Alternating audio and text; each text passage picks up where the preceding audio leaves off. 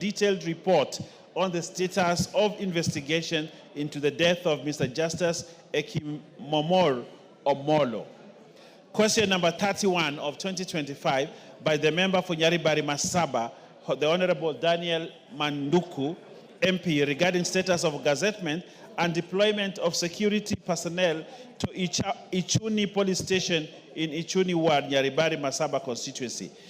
Honorable Speaker, question number 32, 2025, by the member for Mwatate, the Honorable Peter Mbogo, MP, regarding status of investigations to the incidents of security within Sagala Ward in Taita Taveta County. And lastly, Honorable Speaker, question number 33, 2025, by the member for Matungu, the Honorable Peter Nabulindo, MP, regarding status of the investigations into the insecurity incidences reported in Matungu constituency. Honorable Speaker, I urge members, Mr. Honorable Speaker, members whose questions are listed for reply to avail themselves in the House tomorrow to ask their questions. Members whose questions have been listed, please avail yourselves tomorrow so that your questions can be replied to. Honorable Speaker, I now wish to lay this statement on the table of the House today. Thank you very much, Honorable Speaker. I beg to lay. Thank you, Awen Baya. Next order.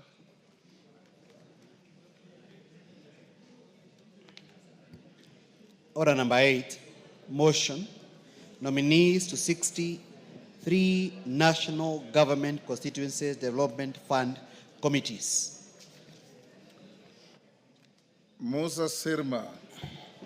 Now, when you move your motion, after you get to the word fund, on the last line, you are not obligated to read all the 63 constituencies plus the names. Simply say of the 63 constituencies and the list thereat as shown on the order paper. Thank you. It will be understood. Go ahead now and move your motion. Thank you, Mr. Speaker, for the guidance. Mr. Speaker, I wish to move that pursuant to the provision of Section 43(4) of the National Government Constituency Development Fund Act 2015 and paragraphs 5, 2, and 10 of the National Government Constituency Development Fund Regulations 2016, this House approved the list of nominees for appointment to the following 63 constituency committees of the National Government Constituency Development Fund.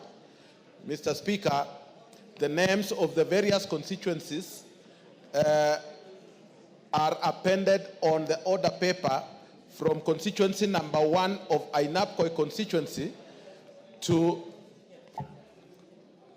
Westlands constituency, which is the 63 constituency as per the order paper.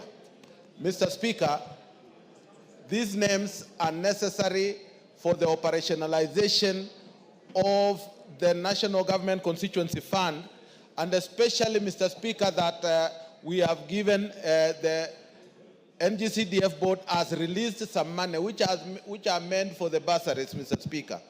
And yet it is not sufficient, but of course you cannot operationalize the same because we lack signatories to these funds because the term for the previous committees have expired, Mr. Speaker. Mr. Speaker, I know members are having it difficult, and especially the funds, CDFCs in the various constituencies, in terms of paying of bursaries to the students. Mr. Speaker, the amount of money we have received so far is only 14 billion out of the 54 billion we expect to receive this year. And yet we are in the final quarter of disbursement, Mr. Speaker. It is time that the National Treasury releases the balance of this money so that development can go on. We have various classes, especially for grade 9, and also preparation for the next year's grade 10 in the various secondary schools to expand them, Mr. Speaker, that unless this money is released timely and to be able to support the various educational needs in the various constituencies. The emergency needs, Mr. Speaker, especially now there are rains. Roofs are leaking, toilets are sinking, and all the other infrastructure which require to be supported by this fund, Mr. Speaker. We need National Treasury to look at it and be able to give us enough funding to be able to disperse to every constituency. Mr. Speaker, I beg to move. Who is seconding you? Seconded by Honorable, let me ask Murugara, the chair of Legal Committee. Thank you very much, Mr. Speaker. Mr. Speaker, allow me to second the motion that this House does approve the various committees that are set out in the order paper so that every constituency amongst the 63 now has a functional NGCDF committee and its functions can proceed and mandate is actually discharged. With those remarks, I beg to second. Members on their feet, take your seats. Naisula, take your seat.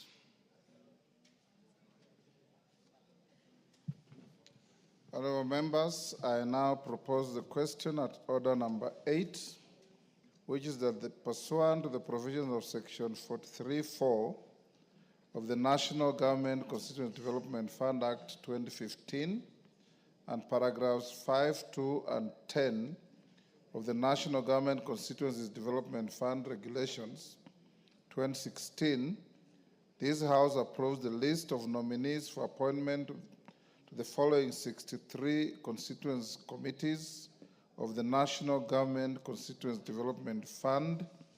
The list of the constituencies and the nominees is appended to the order paper herein. I put the question? Honorable members, I now put the question at order number 8, which is that pursuant to the provisions of section 43(4) of the National Government Constituency Development Fund Act 2015 and paragraphs 5, 2, and 10 of the National Government Constituency Development Fund Regulations 2016, this House approved the list of nominees for appointment to the following 63 constituency committees of the National Government Constituency Development Fund. The list of constituencies and nominees being appended to the order paper herein. As members of that opinion say aye. Aye. Will those of the contrary opinion say nay? The ayes have it. Next. Order number 9, the Excise Duty Amendment Bill, National Assembly Bill number 7 of 2025, first reading. A bill for an act of parliament to amend the Excise Duty Act and for connected purposes.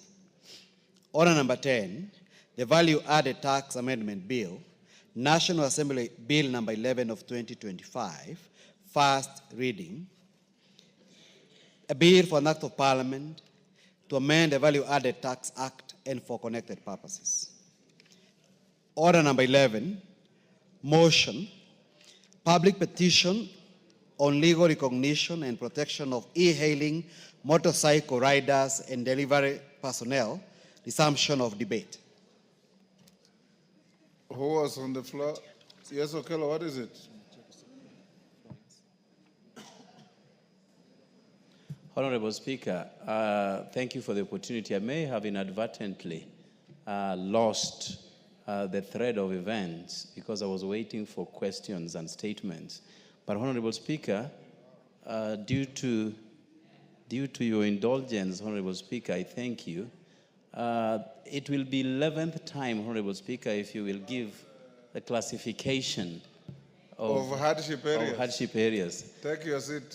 All right. You have overflowed that issue. Take your seat. I thank you. Majority Leader, in the course of this week, ensure that you bring a response or a statement on the criteria for classification of areas of various parts of this country as hardship areas.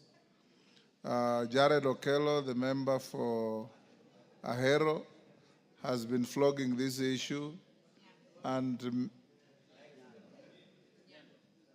member for Nyando. Ahero is your headquarter. Yes, and many other members have been raising similar issues, including the distinguished lady from Gilgil, Mwashako from Tavet, from Undanyi, Katana from Ganze, and many, many members.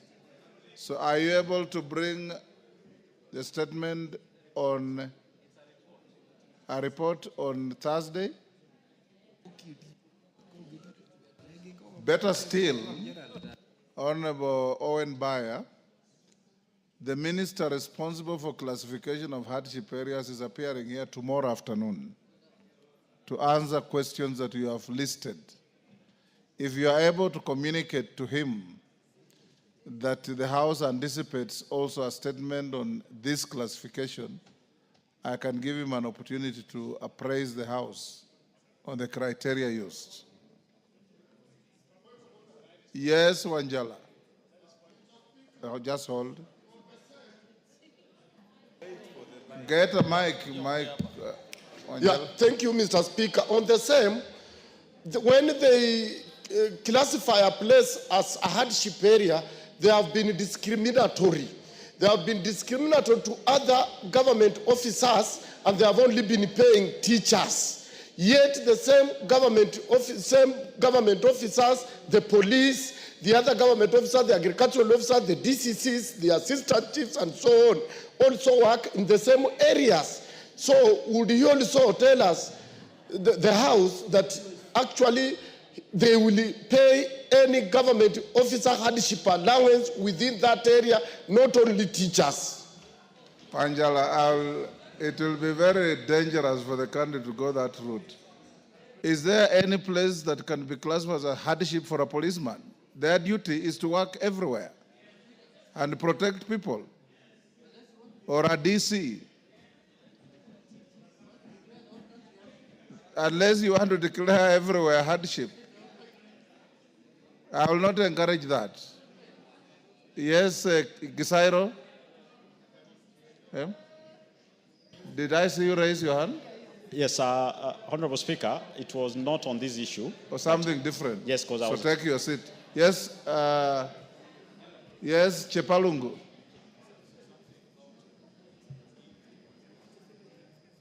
Honorable Mandazi. Yes, thank you, Speaker. While I appreciate the report that will be brought by the leader of majority on Thursday, I equally want to put myself. I had done a petition, and I would wish maybe then we get to know how far the petition has gone. On the same issue? Yes, on the same issue. Mwashako? Give Honorable Mwashako the mic. Thank you, Honorable Speaker. I just wanted to appraise the House that this House approved a petition to make Undanyi, Taveta, and parts of Mwatate constituency to be hardship for our teachers. After this House approved, Honorable Speaker, I'm expecting the minister who is coming in tomorrow to, if not to declare any other place hardship, at least declare the one that this House had approved, Honorable Speaker. Mwashako. Thank you. Your constituency is one of the greenest and most beautiful parts of this country. Is it hardship, really? And that is the misnomer around this issue, Honorable Speaker. Yes. We did a petition, and the TSC and an interministerial team visited Taita Taveta. Yes. And particularly my constituency. 40% of my constituency happens to be the highlands. Yes. That receives moderate rainfall.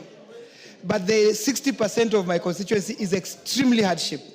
And not only hardship, Honorable Speaker, we are the worst in terms of human-wildlife conflicts, claims and challenges and killings, Honorable Speaker. So therefore, Honorable Speaker, it can deceive when you come to Undanyi town and imagine that the constituency is evergreen. Message it's only a received. fraction. Yes. And then, Honorable Speaker, if you allow me to add, there are parts of Mwatate, I agree with Honorable Wanjala. into the extent that sometimes they will take as constituency to be hardship and leave out just a zone, a small fraction of that constituency. And this creates an imbalance where no teacher wants to work in that area, Honorable Speaker. And I'm talking about Ronge zone in Mwatate constituency. And that's why I, as the minister comes, Honorable Speaker, and I truly want to beseech you to support Taita Taveta, that's Mwatate, Ronge, Undanyi, and Taveta, because this house pronounced itself in last term that those areas require to be hardship for our teachers. Thank you, Honorable Speaker. Katana.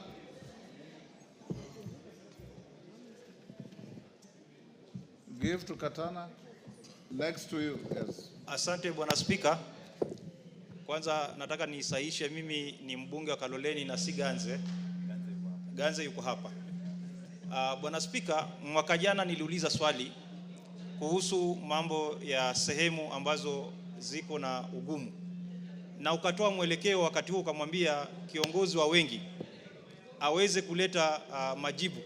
Sasa imefika Bwana Spika, ni zaidi ya miezi 6 tangu useme maneno hayo, kwa sababu ukiangalia jirani yangu Ganze imesajiliwa kama sehemu ambayo ni ngumu zaidi, na Ganze na Kaloleni wanapata shida zile zile ambazo watu wa Ganze wanapata. Kwa hivyo Bwana Spika, kiongozi wa wengi ajue kwamba kuna watu alichukulia swala hilo umuhimu zaidi, kwa sababu kuna watu wetu wengi ambao wanaumia, haswa sehemu za Kayafungo, Mwanamwinga na Mariakani na Kaloleni wote. Asante Bwana Spika. Tende Mwale.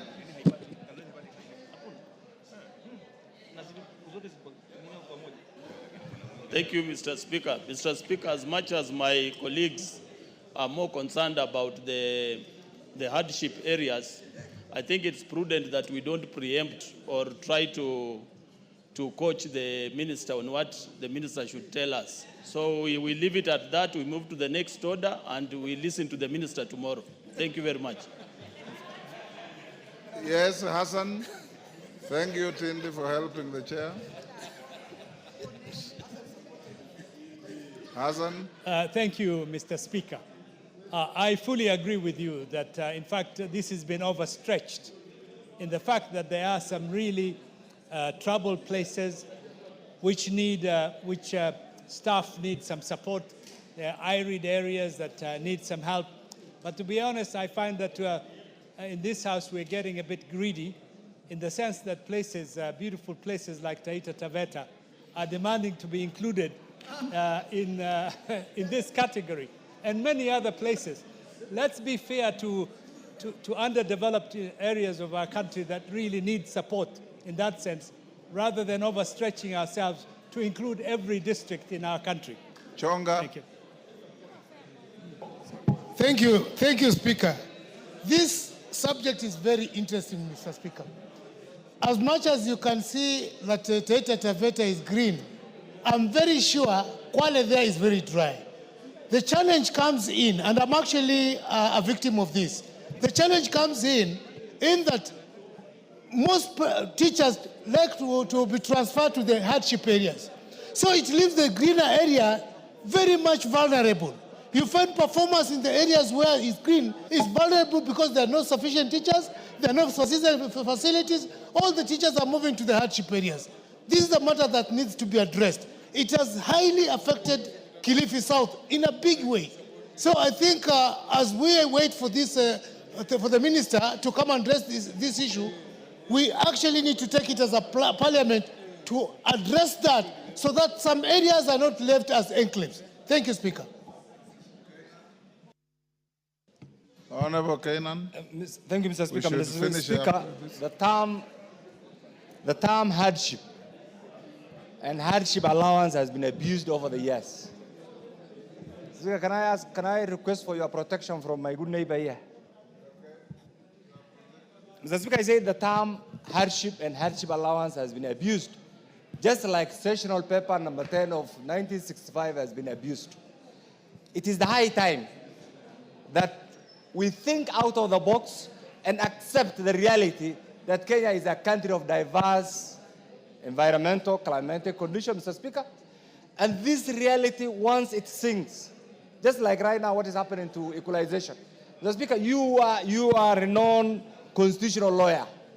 I want you just to reflect on these abuses and clamor for every area to be defined as a hardship area and everybody to get hardship allowance vis-a-vis what has happened to equalization. Then when shall we have a country united by its diversity? Mr. Speaker, as the minister comes, I want to plead.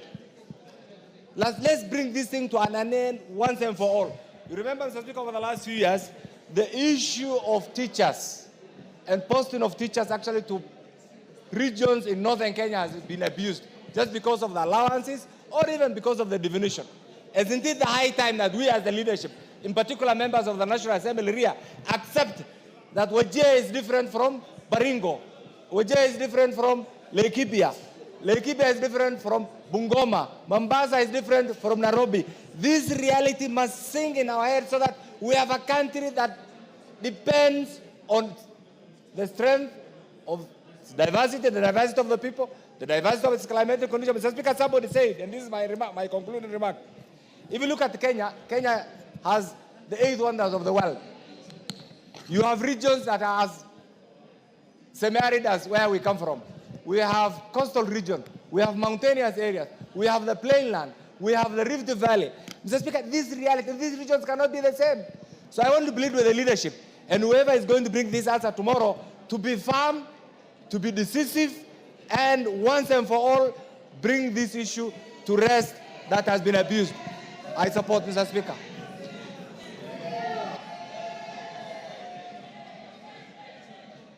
Go on, go on. Constitution, Mr. Speaker, the current constitution, I remember you are there. One of the things that we fought for, Mr. Speaker, under the current constitution, some people wanted pure presidential system, and you know, others wanted a pure parliamentary system. But for those of us who have suffered as a result of as a result of the old constitution, Mr. Speaker, coined the idea of having devolution, equalization. Devolution, I'm sorry to say, it's not working as expected. Equalization has been abused. The definition of arid and semi-arid areas and these other hardship areas has been abused. Then, when are we going to have a country with equity, a country with the same developmental phase, a country that appreciates the uniqueness of every region? Mr. Speaker, under your leadership, and I know you have done a lot. Today, your members maybe are not aware that the Supreme Court, on the issue of NCDF, I don't know whether my good friend here, who is also a seasoned lawyer, is briefing to the Supreme Court decision. Mr. Speaker, that conclusion on the CDF and many other things defines certain things within our governance structure. Mr. Speaker, I want to believe with you under your leadership. Don't leave it to the CSs. Can you guide them to bring this thing to an end once and for all so that there is predictability, there is certainty, and there is a guarantee of what happens to whoever will fall under that definition? I support Mr. Speaker. Thank you, Pareo. Pareo, then Maclap. Thank you, Mr. Speaker, for giving me this opportunity to add my voice to this issue on the hardship area. I remember last year I brought this issue before this House, that my constituency qualifies to be a hardship area.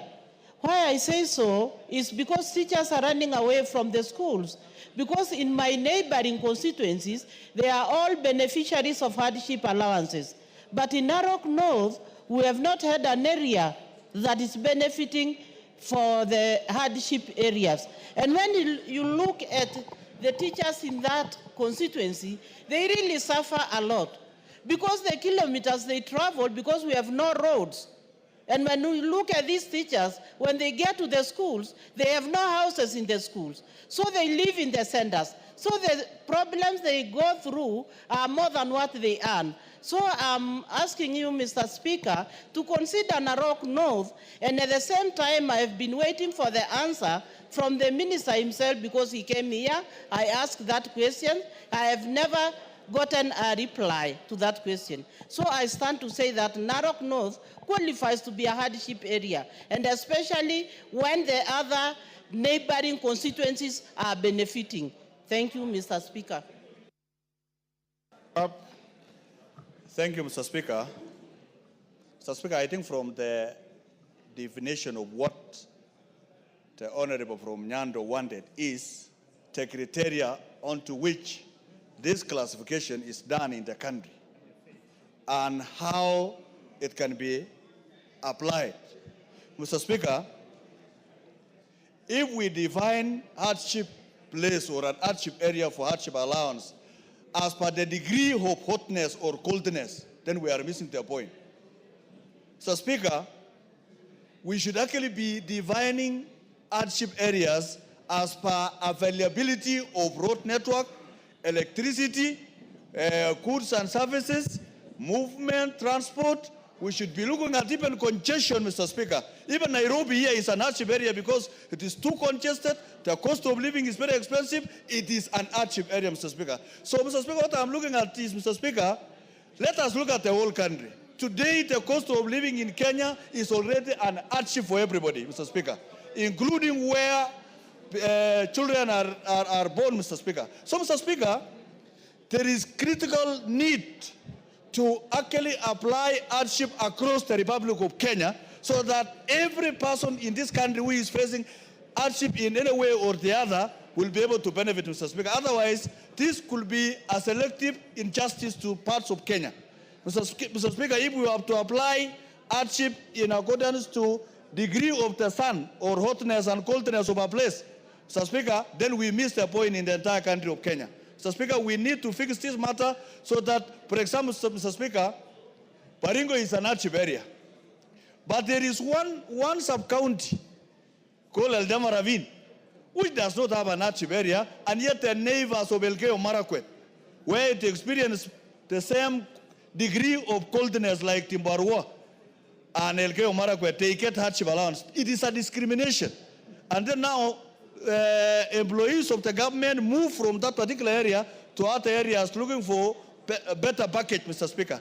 So unless we think about Kenya holistically, then we can be able to have something not hardship allowance, but something that can be applied for all civil servants and employees of government across Kenya based on the degree of cost of living and accessibility to the most basic needs of human life.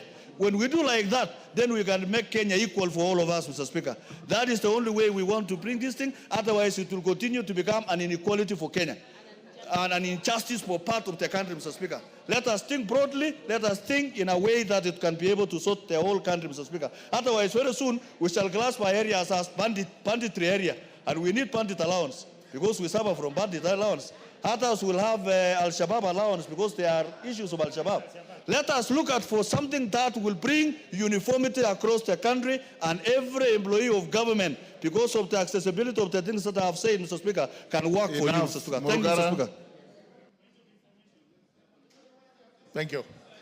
Thank you very much, Mr. Speaker. Mr. Speaker, the issue of hardship allowance and areas being declared hardship areas may possibly today be termed a historical injustice. It dates back to just days after independence, when the then Minister for Economic Planning and Development, the late Joseph Thomas Boyer, came up with the sessional paper number 1 of 1965. This is where, for the first time, it was proposed that areas that are productive have to get more resources than the areas that are less productive. And to compensate those areas that are less productive, the issue of hardship was introduced. Unfortunately, even as we speak today, if we go by the way we do our budgets, you will find that some counties that are considered to be more productive do get the chunk of our budget, while those that are thought to be less productive get very little. This is unjust. It cannot be protected anymore, and we should be thinking about it. Number 2, you'll find that there are areas declared as hardship, like my constituency, Tharaka, as applies to teachers and the judicial service staff. Next door is a sub-county known as Egambagombe, which is exactly like Tharaka, and yet they do not get hardship allowance. When we look at it across the country, it is unfair, it is unjust, and it should now be equalized so that areas that are hardship, are less productive, are given more resources to catch up with other areas in Kenya so that we have some parity of some sort. Thank you, Mr. Speaker. Wangare, very last.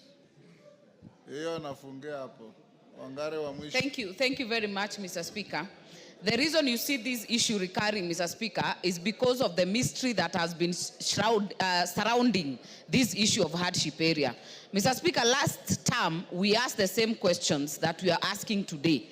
First of all, it was even difficult to know who does the classification. In any case, it was taken to TSC. We thought it is the Ministry of Education. Then it was taken back to the Ministry of Interior, Mr. Speaker. Even to know the person in charge was a problem. That is why you see members feeling very jittery, because this is an issue that has been shrouded in mystery, and the ones that are benefiting, Mr. Speaker, do not want the issue opened up. And Mr. Speaker, you cannot say that the Kenya of before devolution is also the same the way it was in the 60s or the 70s, Mr. Speaker. There are areas that were classified as a hardship area that time, and yet today, with devolution and the development that has gone on, are no longer hardship areas, Mr. Speaker. So this mystery is what the CS must declassify, Mr. Speaker. Let us know the parameters that were used. Do they change? And who does the change, Mr. Speaker? Mr. Speaker, if you remember, the issue of the Kenya Police when we were discussing their housing, it was applied across the country, Mr. Speaker, because some people would look at, say, Gilgil and say it is not a hardship area. But, Mr. Speaker, there is a teacher from Gilgil town who will need 2 hours or more to get to a school, say in Guashati, say in some place called Dogonoi, Mr. Speaker. But what we need from the ministry tomorrow, Mr. Speaker, what are the parameters? Have these parameters changed? And more importantly, what is the periodic review is applied, Mr. Speaker, so that we know how do you qualify? Because what we are having today, Mr. Speaker, is that teachers are moving from any area without a hardship allowance, Mr. Speaker. Those in the hardship allowance area even bribe their way to stay there. So you'll get a teacher staying until they retire because they don't want to be moved from that area. Mr. Speaker, that way then we'll be dealing with the whole country and be able to make a way forward instead of having this issue over and over every parliament, Mr. Speaker. From last term, from 11th parliament, we are still talking about it. Thank you, Mr. Speaker. Owen Bayer, you hear this, all these cries from various members. And from where I sit, it's a question of poor management. When somebody looks for a public job, be it a teacher, a policeman, they say, I am ready to work anywhere and everywhere. Then now you are crying that they are running away. How can somebody run away from his job without authority? It is a question of management, but tell your minister to come and tell us the criteria of classification of hardship areas. The classic case of Jared Okello. If you know the geography of his area, Ahero is not hardship. Nyakach, which is even a better area than Ahero, is classified as hardship. That's what he has been telling us here. Muhoroni, which is a settlement, very productive agricultural area, is hardship.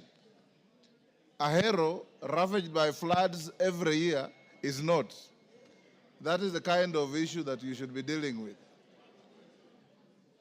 So if you find that your minister will have sufficient time, we'll give him tomorrow to deal with this issue for at least 30 minutes before he goes to the rest of the questions. Unless you have any other idea to give us. Yes, Honorable Speaker, thank you very much, and I share the sentiment and agree with what is being said, although I can see two different sides. But Honorable Speaker, my thinking is that the Minister for Interior may not be the right person. The Minister for Public Service. Yes, and... is it public service? Yes, public service. If it's public service... Yes. So the designated minister and the designated minister is here.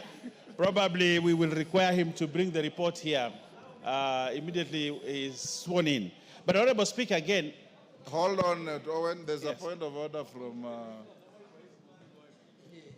Honorable Speaker, what we are talking to now, or about now, concerns a report that was done by a multi-agency team that was headed by Public Service, Honorable Speaker. Now, the report delved into areas where the hardship is deserving and therefore informed a new gazettement of those areas, Honorable Speaker. So the report had already been done by the multi-agency team, which was actually headed by one Mr. Sylvester Bolo. And the report is with Public Service here. So that is what I have always been agitating for, to be brought before this House for discussion. But I do know and understand that there are many areas that could have been left out in that report, and therefore it will form part of our discussion of that particular report, Honorable Speaker. Point made. Yes, So, thank you. Owen. Yeah, what I want to say, Honorable Speaker, Yes. the Department of Personnel Management within the Ministry of Public Service is actually the right place. So when do you want to bring the minister here? Probably if we could plan for him to come next week, I think, but now we don't have a substantive minister in the office. Probably you need to give us time. But also the information I had talked to the previous minister about the same thing. In the absence of the minister, you can summon the Prime Cabinet Secretary to come and respond. All right.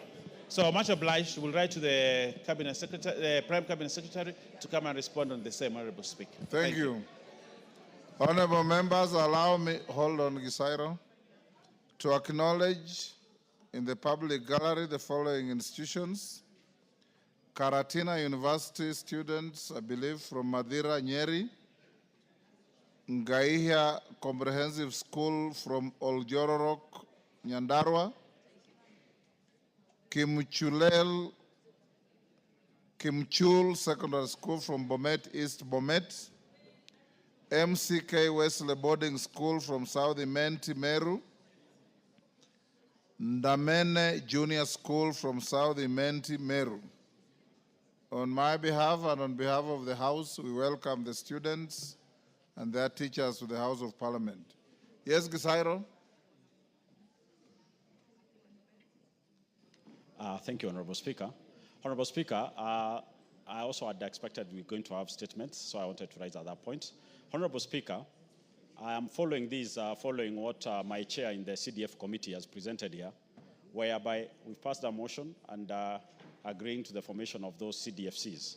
Honorable Speaker, the reality is we are now in the last quarter of this financial year. While in Naivasha, I remember very well, the CS had promised that he was going to send 7 billion twice in the month of February, and then 7 billion on a monthly basis up to the end of the financial year.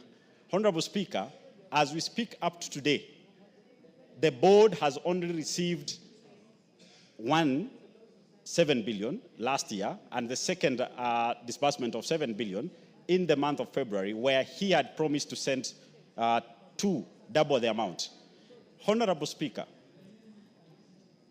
the members here who representing their CDFCs are not even able to give bursary, yet we are done with term 1. University students, Honorable Speaker, are supposed to collect their exam cards subject to them paying fees, and some of these students rely on bursary from CDF. We are being taken in circles, Honorable Speaker. The financial is coming to an end. I have seen some constituencies, CDFCs, even purporting to take photos that they are launching bursaries just to save themselves from the angry students. But in reality, there is no money going to the universities. There is no money going to the schools. Honorable Speaker, this statement by the CS was made in your presence while you chaired that meeting, and we are not going to allow this House to be taken in wild goose chase in the presence of our chair in that meeting and with our Speaker. Honorable Speaker, can you guide this House? What is the way forward in the matter of disbursing the CDF amounts that are balanced? Out of the 54 billion, they've only remitted 14 billion, and we only have 3 months to go. I thank you, Honorable Speaker. Bina Buera, on the same issue?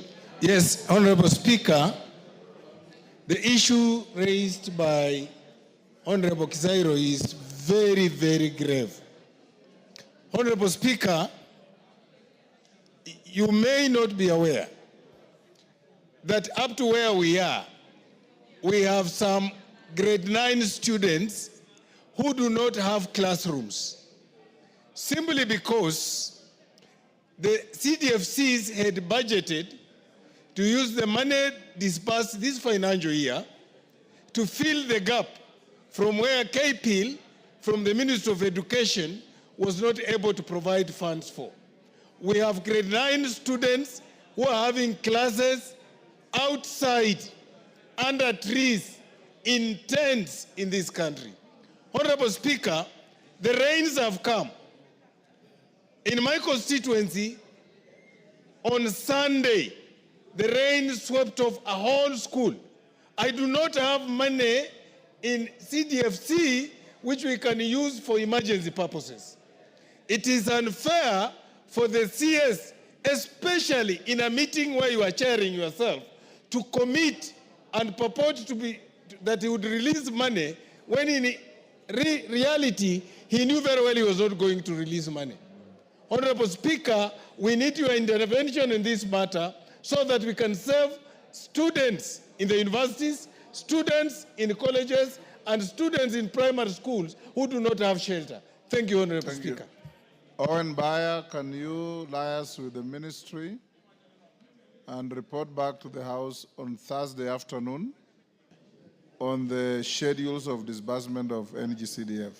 Thank you. Much obliged, Honorable Speaker. Now, we had called out order number 11. I'm told Honorable Kajwang, you moved the motion, and Honorable Jematia, who? Honorable Sane is to second. Honorable Sane will second. Yeah. Honorable Sane, you are ready? Go ahead to second the motion. Thank you, Mr. Speaker. Mr. Speaker, motorcyclists, commonly referred to as border, are a very important segment of our transport system.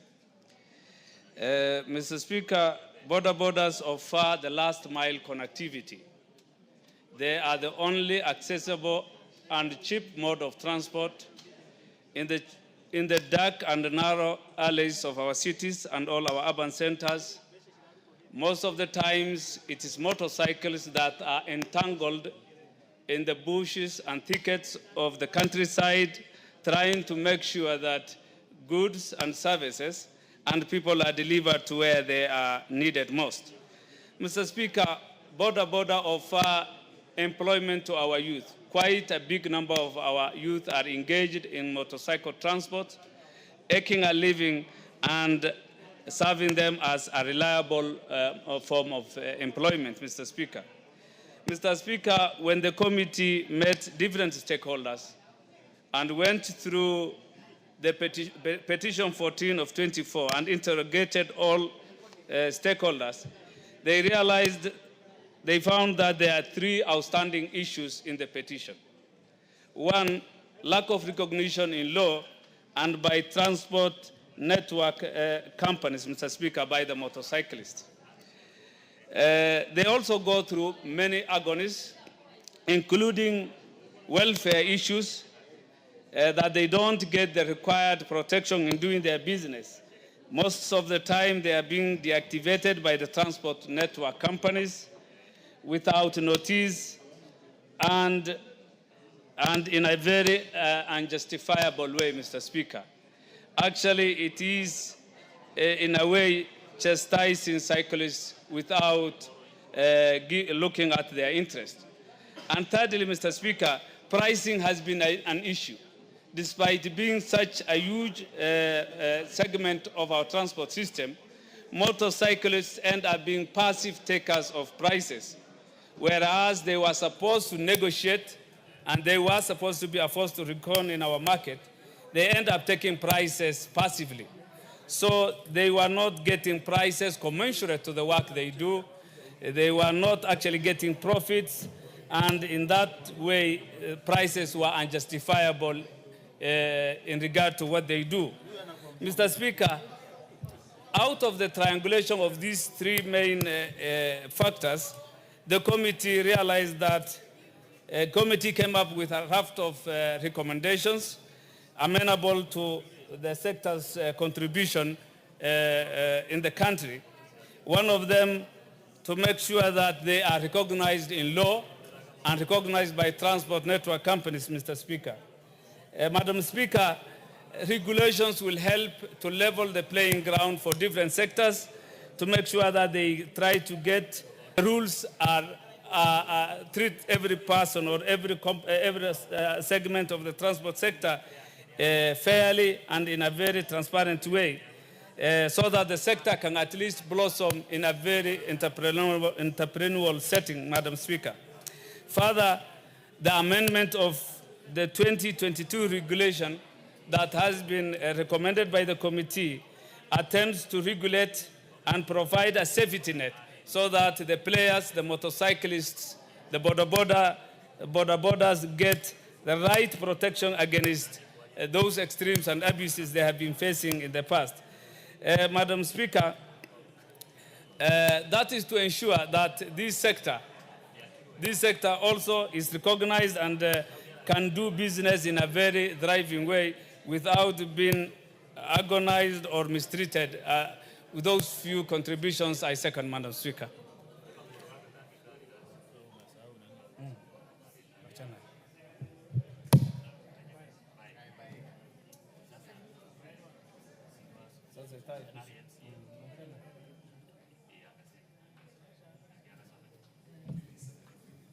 He did.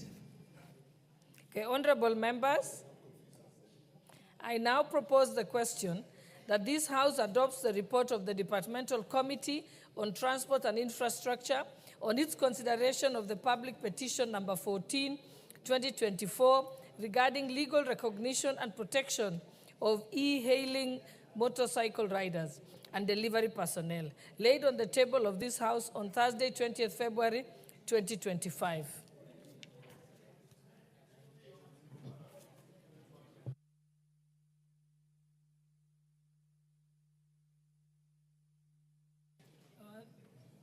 Those members who want to contribute to this debate, could you press the intervention button? Okay, Honorable now Irene Mayaka. Thank you, Honorable Speaker, for this opportunity. And I hereby stand to support this particular report because, Honorable Speaker, e-hailing motorcycle services in this country have become one of those things that are called a necessary evil. It has become a service that is widespread all over the country. Literally every county in this country actually has these services already happening. And Honorable Speaker, I have had an opportunity to also interact with how the legal framework has been done in some of the other countries, especially in Asia and some of the African countries. And I can tell you for a fact that, Honorable Speaker, because of them being able to put legal frameworks and recognition of this particular service, they've been able to even increase the efficiency and security, not only of the service providers, but also of the people who particularly consume this service. Honorable Speaker, one of the things that will really be helpful in this is data protection, because data protection in terms of the people who use any online platforms has become quite a big issue. And I like the fact that the committee has recommended that be one of the solutions to ensure that there's proper governance in that particular space.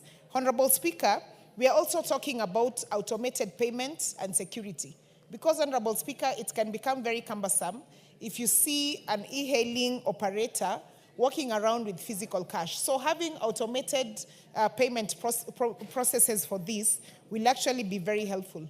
Honorable Speaker, I don't know if the committee had an opportunity, because I've seen one of the recommendations they've done is speaking directly to the e-hailing service providers who actually distribute food. So I don't know if they've had an opportunity to interact with what the Dabawala of Mumbai in India have been able to do in that particular space. Because that is one of the oldest, most successful story when it comes to transportation of food deliveries. What the Dabawalas used to do, Honorable Speaker, and they're still doing, because it's a business that has been there for more than 130 years old, is that they collect food from the different homesteads in India and take it to the workers in another area. And it has been reported that they've had 99.9% accuracy in terms of collecting foodstuffs from the right homesteads and transporting the same to the right workers, and then again, still transporting those containers back. So this is one of those stories that I would really, really like for the committee to have a look at, in terms of, especially now that they're recommending for us to have a proper way, especially of distributing food deliveries, because that, Honorable Speaker, is a very sensitive area. Honorable Speaker, when you look at some of the recommendations the committee has made, which make a lot of sense, and you can also see that they actually affect different departments and different areas and different ministries. But my worry, Honorable Speaker, and I'm hoping the committee is listening to this, is that under each and every recommendation, they've given a timeline of 90 days for different ministries for them to be able to process the recommendations and bring their reports back to the House. But my question, Honorable Speaker, is because in the recommendation, they do not even specify when they would like these different ministries to start. A ministry like Ministry of Information and Communication, which has been tasked with developing a digital courier services network, could start its job tomorrow. And then another ministry like for transport, which has another task, starts their report writing after 1 week or after 1 month. And all of them have a period of 90 days. If this is not happening at the same time, it means that we will finish this particular parliamentary calendar without an actual formidable multi-sectoral engagement on how this legal framework will have been done. And this will render the work by the committee to become a process in futility. So therefore, Honorable Speaker, I'm really hoping that the committee is listening to this and that they will take into consideration to ensure that if you're having different ministries working on coming up with legal framework that is relevant to the specifications of that committee, then you need to have this happening concurrently so that we can have an actual report in 90 days, rather than not giving them particulars of what they want to process this. Therefore, Honorable Speaker, having said that, and with that recommendation that I'm giving to the committee, I'd like to once again just support this particular report and hope that this is finally something that we will actually be giving back as a gift to the people who are operating in this particular space, so that we make it more efficient and safer for both the service providers and for the people who are actually using that service. With those few remarks, I support and I submit. I thank you.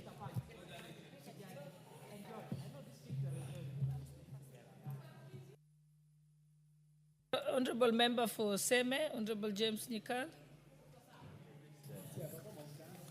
Thank you, Madam Speaker, for this opportunity. Madam Speaker, I rise to support this report because, Madam Speaker, this report, the petition was based on a very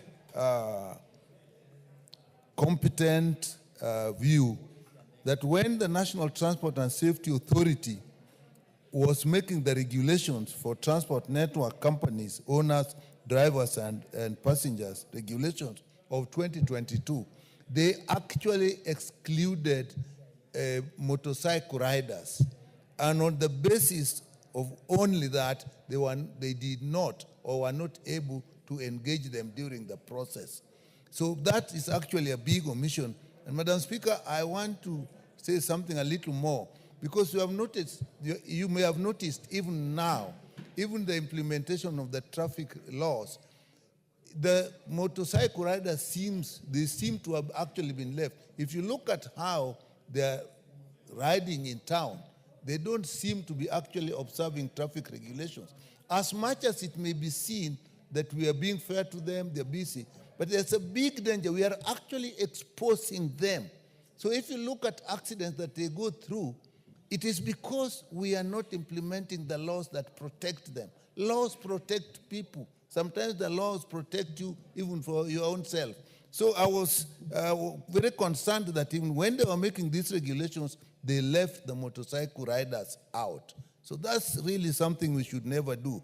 But over the period, again, the committee has observed, over the period, they realized that the sector has grown, and it is not only motorcycle riders now, there are three-wheeled riders, there are bicycles, and there are even pedestrians who actually have been involved, particularly in courier services. So that we then have left out a very huge aspect. And if you look at courier services, I don't think there's any that actually is doing more work, volume of work, than the motorcycle riders. And again, it has now been realized that it is actually now the most digitized sector. And because of that, they're being digitized. The Kenya Revenue Authority has actually received so much revenue, up to 15 billion in the year 24,000. People who bring an industry that brings that much revenue should never really be ignored or left out. So, Madam Speaker, having looked at those, then you look at the recommendations. I actually support the recommendations arising from the observations and even what we see ourselves. They said that it is now the Cabinet Secretary for Ministry of Roads and Transport to revise the regulations. It goes without saying. If regulations leave out a major player in the industry, it needs to revise, and I support that wholeheartedly. And again, a very important recommendation that they have put in place. When they bring the regulations they revise them, they need to do an impact assessment on what they are proposing. Something that we often ignore when we are making policy changes. The impact it will have on the industry, the impact it will have even the traffic in town. So again, that is extremely important. And then when now we're talking a very digitized industry, then we must look at the issue of data protection. So again, it is important that if we get now them in the regulatory framework, and we accept that they're digitized, then we must go for data protection that will protect of them, the people who are using it, the operators themselves. So that is extremely, because when you go into this digitized industry and you give your information, you give so much information, you are not even sure where it is reaching, what it will be used for. So I think that is actually very, very important. Then it is also important that there are a lot of these industries that actually are run from people from outside. It is important that they have local presence. It is possible in the digitized industry to actually run a whole industry without even an office in the country. I think that is something we must avoid. So that, with that, Madam Speaker, I support this report. Thank you.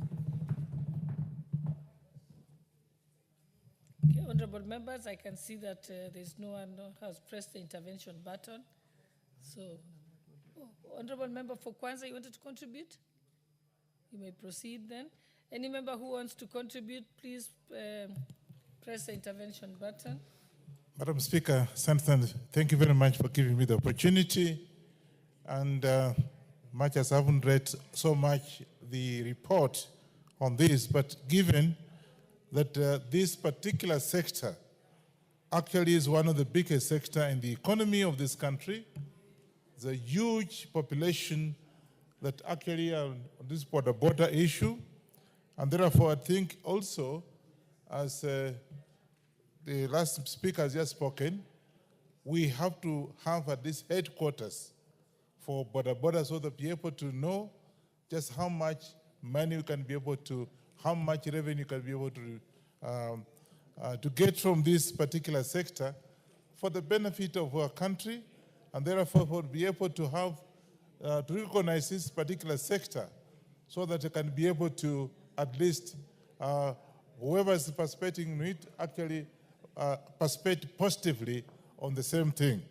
Secondly, given that it's a sector that actually gives the best services in this country, again, we should have the regulation that can be able to guard this particular sector. Because as it is, Madam Speaker, boda is just a hazard.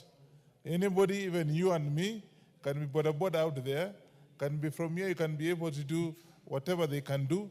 But I think let's have at least this sector legalized so that whoever gets involved actually is actually registered. We know who is from where, so that can be able to trace, if there's anything else, you can trace the actor on the same thing. Because what happened is that boda you have an accident that they have caused and they disappear. You can't even get them.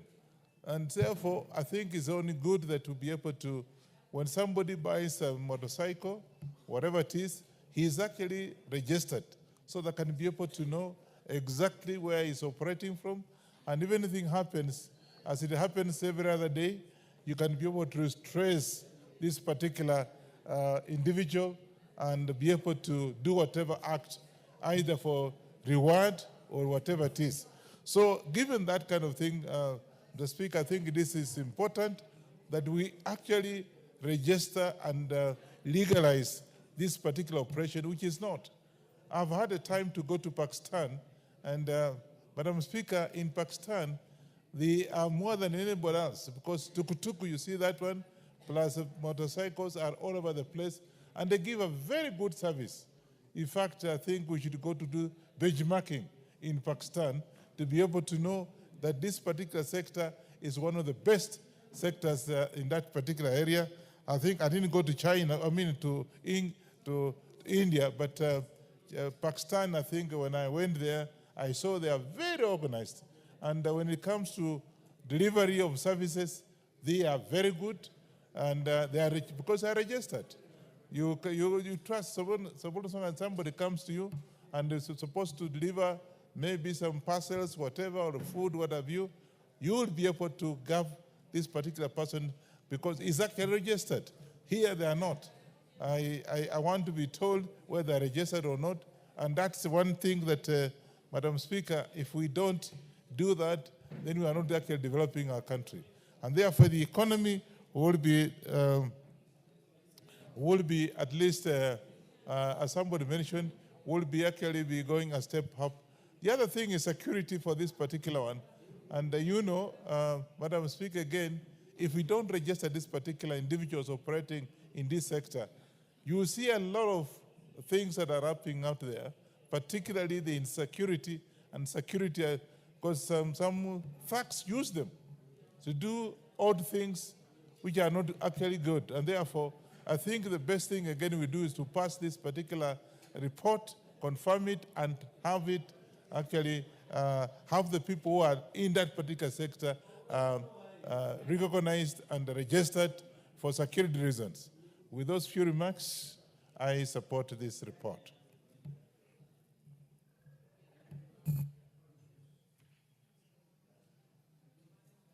The Honourable Member for Limuru, Honourable John Kiragu. Thank you, Madam Speaker. I like to support this petition by the Digital Board Drivers Association.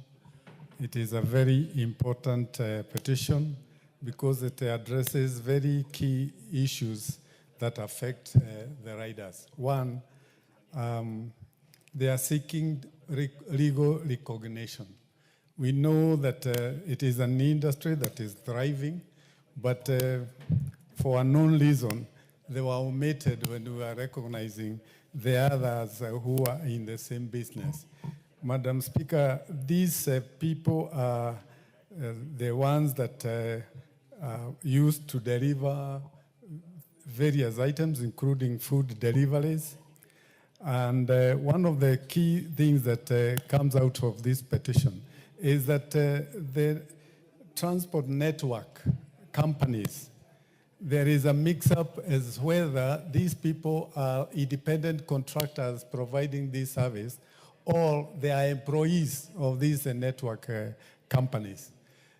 you'll find that, and it is clear in the petition, that there are times when the riders are given pricing. Sometimes this pricing includes some discounts which the networks have already given the clients. And when they are providing this service, sometimes they wonder whether they are independent or they are employees. And if they are employees, then they should be protected as employees. Madam Speaker, this unfair treatment is one that the petitioners are asking for us to address. And Madam Speaker, the other problem that we have here is that these transport network companies, even if you wanted to reach out to them, they don't have local contacts. There is no telephone number or contact number where you can call locally. Madam Speaker, you are forced to call overseas if you have to complain. It's something that we have to look at because nobody should be doing a business here in this country if that entity is not registered here.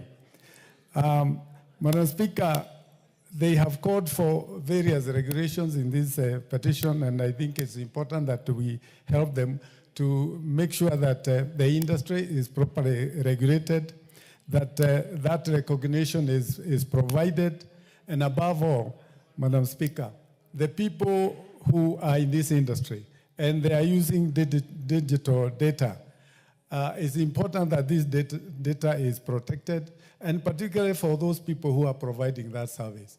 You can imagine sometimes when that data is given or lands into people who are not lawful, it becomes a security problem for the people who are in this sector. Madam Speaker, I think we cannot ignore these petitioners. These are people who are already contributing to the economy of this country. They are all asking whether they are three-legged vehicles or two-legged. They are people who are actually providing the delivery or the transport service. So they should not be discriminated just because that they use other modes of transport that are not known as major transport vehicles. So, Madam Speaker, I support the recommendations that have been provided here, and the ministries that are referred, they should do their part so that we make sure that we relieve the pressure that is with this border drivers association. I support. Thank you. Okay, the Honorable Member for Suba North, Honorable Millie Odhiambo. Thank you, Madam Speaker. Madam Speaker, I do wish to support the motion, and Madam Speaker, I'll be very brief because I don't want to repeat what the other members have said in regard to the importance of that sector in this society, especially now that we are having a lot of challenge of youth unemployment. Madam Speaker, it is actually very significant that we do recognize that sector. And Madam Speaker, the only thing I want to add is the fact that we must relook at our infrastructure. What happened? Sorry. We must relook at our infrastructure. And Madam Speaker, is that you do notice that every time we are constructing roads, we don't take into account the fact that we have riders, Madam Speaker. Yet this has become a very big reality in this country. So, Madam Speaker, one of the things that I'm hoping I'd want to encourage Honorable Irene Mayaka with the nice energy that she has, if she can bring an amendment that obligates every contractor, or not even the contractor, it should actually be the ministry that when they are doing every road design, that there must be provision for people who are walking, and there must be provision for riders, Madam Speaker. If it's being done, even in countries next to us here. Ethiopia has been doing not very well, but now if you actually see what Ethiopia is doing, it is putting us to shame.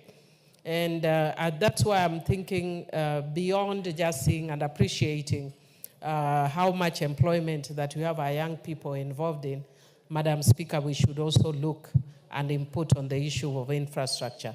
But the other issue that I'd want to say, Madam Speaker, is that I always look at the issue of mainstreaming gender in every sector. Let us not forget that when we are talking about mainstreaming women, for instance, in leadership, that we forget that in every sector, we need to have representation of women. Madam Speaker, that's a very male-dominated sector. And I'm hoping that in near future that would change. Before I joined Parliament, I was actually doing a program advising the government in different sectors. I worked with 7 government ministries on a program called MAINAC, or Mainstreaming in Action, where we were mainstreaming issues of gender, of young people, persons with a disability in government programs. And Madam Speaker, based on that program nowadays, I'm so happy when I see a lot of women in construction, because when we started, there were no women in construction. Now you go to construction, there are women contractors, there are women who are also not just like contractors who are actually hiring work, but women who are doing the real work in construction. And because of the challenges that we are facing, let's not limit women to the nurturing and caring roles only, but let us make it expansive that women can also get in that sector. Madam Speaker, with those few remarks, I support. Honorable members, allow me to recognize the presence of Kisii School from Nyaribari Chache constituency, Kisii County. On behalf of the Substantive Speaker, myself, and the members of Parliament, we welcome you to Parliament. Thank you. The Honorable Member for Tharaka, Honorable George Kitonga. Thank you. Thank you very much, Madam Speaker. Madam Speaker, this is a very important motion calling upon the House to adopt the report on this petition, which was presented to the House, committed to the Committee on Transport and Infrastructure, and they prepared a detailed report on how this petition is actually to be handled. The border sector is usually very restless, and sometimes they get concerned when they hear we are debating things in the House, and the mention of the word registration sends jitters down their spines on the basis that they think we are out to control, regulate them in a manner that will make them totally inoperational. I wish to confirm that what is before the House this afternoon is a report of our Committee on Transport and Infrastructure regarding this petition, which was brought here seeking that we legally recognize and protect the e-hailing motorcycle riders and delivery personnel. These are people who are actually in a forum where you are able to get in, order for one of these riders who will make a delivery to you or who will give transport services to you, including the famous Uber forum. So it is not anything new that should worry the border riders, but it should actually be held that we require a legislative framework where we can have a recognition and a protection of all those riders who get into this forum so as to do business.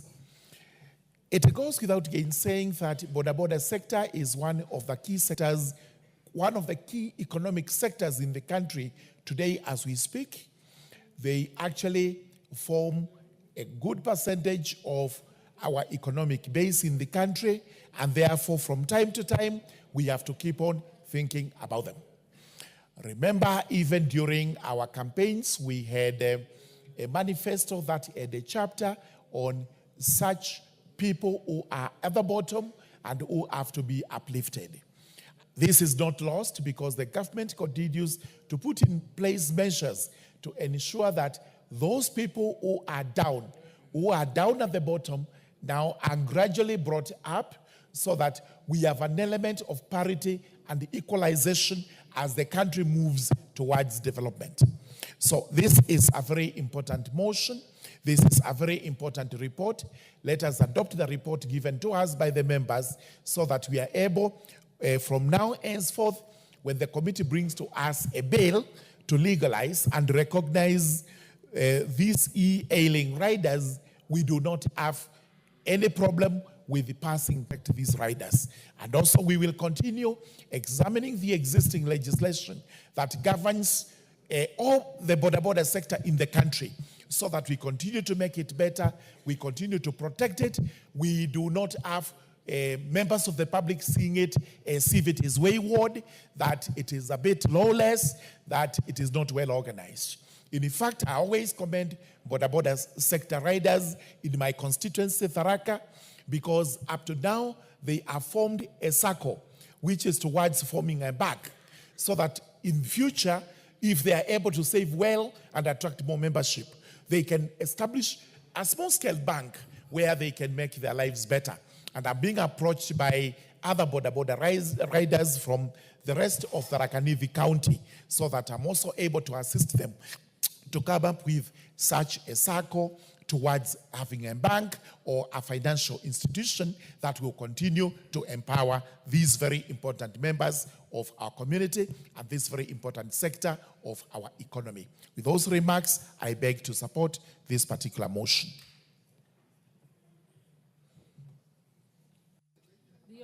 The Honorable Member for Kitutu Church and North, Honorable Japheth Nyakundi. Then I'll come to you, Honorable. Thank you, Madam Speaker, for giving me this opportunity to put a word on the motorcycle riders. But before then, allow me first of all to welcome the great school, the Kisii High School, to this august house. Being an alumni of Kisii High School, the school that nurtured me and mentored me to be who I am today, the best performing school in Kisii and Nyanza at large, I want to welcome Kisii High School to this august house. I also want to tell them that some of us, through that school, nurtured us to be what we are and to be leaders in this country. So I believe the students that are here today from Kisii High School, 1 or 2, 3 of you will also get an opportunity to be members of parliament, to be doctors, to be engineers, to be teachers, and to be people of substance in this country. So I want to welcome you. I want to wish you all the best. And as you go back home, on behalf of the people of Kisii and on behalf of the people of Kitutu Church North, kindly go say hi to your people, say hi to your teachers, and say hi to the rugby team that is in the national stage right now. Thank you, Madam Speaker, and thank you for giving me this opportunity. The Honorable Member for Imuru Dikir, Honorable Ngeno.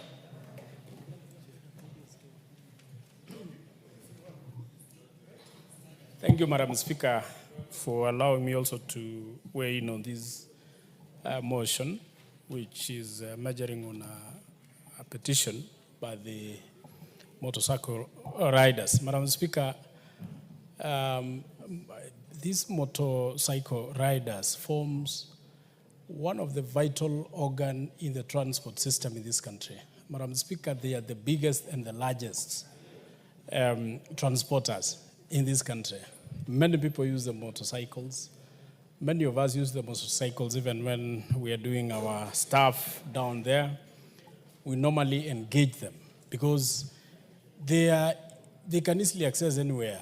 They can transport anybody to any place without fear, without a problem, and they are not expensive. So, Madam Speaker, when such a motion, when such a petition is presented before this House, those of us who understand the importance of these motorcycle riders must ensure that we support it and also improve on the issues they have raised. Madam Speaker, the safety of these motorcycle riders is very vital. It's very important. You remember, Madam Speaker, sometimes they are called at night. Sometimes they take customers to dangerous places. it's important that when we fix these particular gadgets, Madam Speaker, it will allow them, or we can easily track them, or they can easily tell from the offices where, or their headquarters where the motorcycle rider has taken the customer. Unlike right now, where somebody can just pick a motorcycle, do whatever they want to do, and nobody can track them, nobody can trace them where they are. So, Madam Speaker, this is important, especially for their safety. Secondly, Madam Speaker, also on the same note of safety also for the thefts, because some people have malice and sometimes they want to take advantage of these young men who are riding these motorcycles, take them and maybe in the end steal from them. So, Madam Speaker, I think once we ensure we put them in that bracket, just like Bolt and Ubers, Madam Speaker, we can ensure that the safety of the riders and at the same time the safety of the motorcycles will be assured.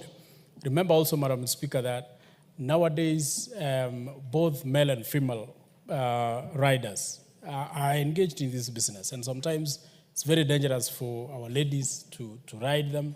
And once we also improve on this recommendation, Madam Speaker, so that we, apart from having that gadget of showing where you are, if you want to call it, we can also put trackers that can assist in tracing wherever these riders are, so that, and also have alarms, so that in case of any issue, the alarm can assist in tracing them and assisting them. Madam Speaker, we must also assist these young riders, because this organization has to be improved to have even a circle, a countrywide circle, so that if we can subdivide them into regions and or even counties, but we should improve on their business so that they can do legitimate business, they can do a serious business which it can earn them a living, and especially because most of the riders may not necessarily own the motorcycles they are riding, but they should also be having a percentage of whatever proceeds in those business they are engaged in.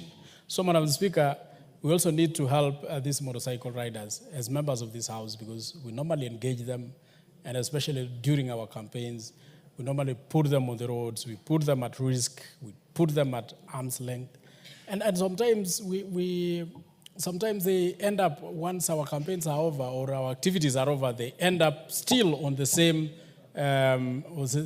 trend of poverty. So I want us to also improve on these issues so that we can have also a livelihood that can be assisting them. Madam Speaker, just like what my colleagues have said, there are some countries which have proper control of motorcycles. Like when I went to Rwanda sometimes around 5 years ago, motorcycle riders have their own truck. They don't use ordinarily the same truck with the motor vehicles. They also carry at least one passenger. And that is also for safety. So I think also we should introduce even rules that can also help.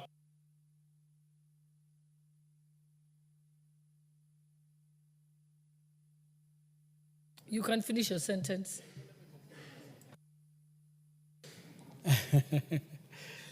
Thank you, Madam Speaker. I was saying that, sometimes due to the issues, of course, of economy in our country, sometimes you find a motorcycle rider carrying around 6 people. And of course, it is not because of their wishes, but because of the problems they have. So we will also need to control the number of customers they carry, at least to be 2 or even 1, so that it can be a controlled sector. And finally, Madam Speaker, finally, on the safety on the roads, most of these motorcycle riders are normally knocked out, sometimes by motor vehicles, sometimes by other accidents, or they are met with accidents. And it's very dangerous because most of them die, most of them also get injuries that are very expensive. And we must also put them on just like the motor vehicles, to have insurance cover that can cover both the rider and the motorcycle, so that whatever accidents they have, Madam Speaker, they are properly covered and they can be assisted. I thank you, Madam Speaker. The Honorable Mogaka, who is he? Okay, he's not here. He had put up his hand. Okay, the Honorable Catherine Omayo.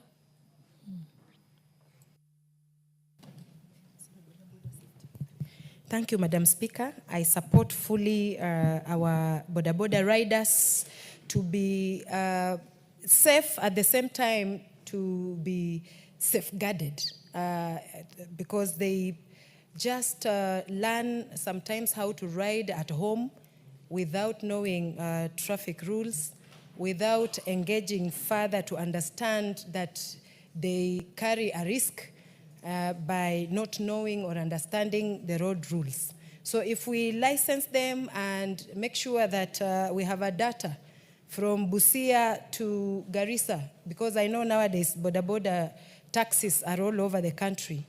If we do something to make sure that they know that they'll be marked and their license can be taken away if they are reckless on the road, it can help so much to reduce accidents. And that being said, also, they should be insured. Most of them are not insured and do not know that without insurance, even them, when they get an accident, they are going to lose and nothing can be compensated. So I like the motion, and I would love to see to it that we follow this and make sure that we get our borders well safeguarded. Thank you, Madam Speaker.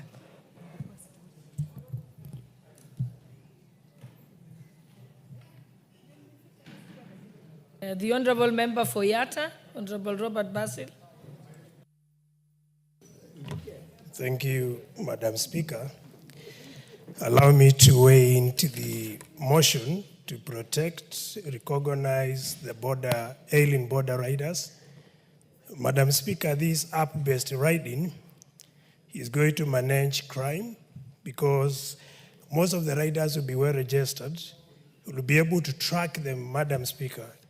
That is one way to manage crime because most of the criminals are actually escaping using border, Madam Speaker.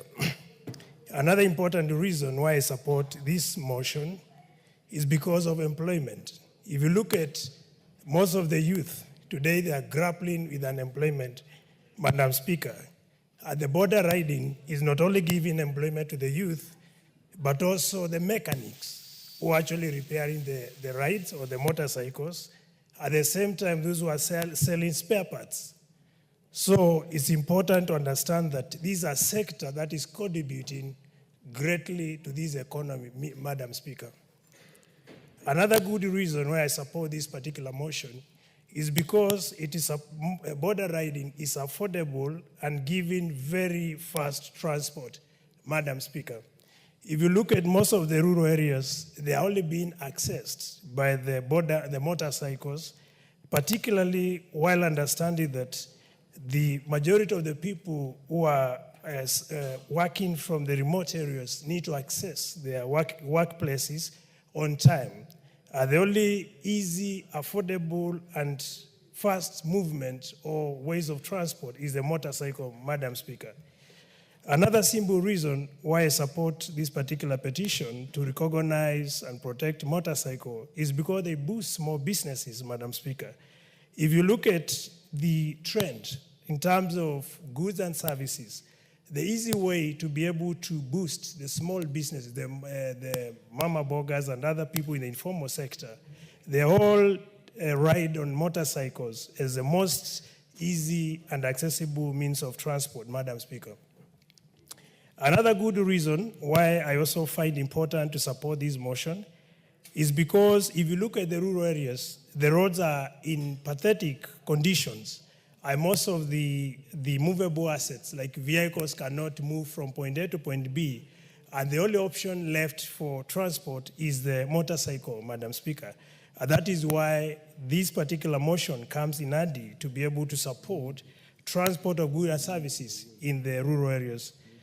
Now, when it comes to revenue generation, this country needs money to be able to generate enough revenue to support both recurrent expenditures and development, and motorcycles being affordable and being majority of what we have as means of transport, particularly for the informal sector.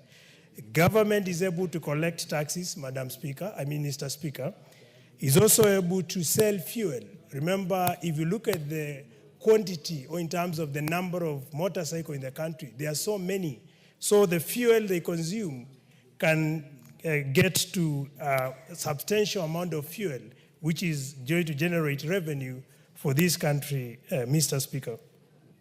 I also want to implore on the reason, on one of the very important recommendations that could be anked or that could be integrated in this report, is to ensure that the riders are well trained.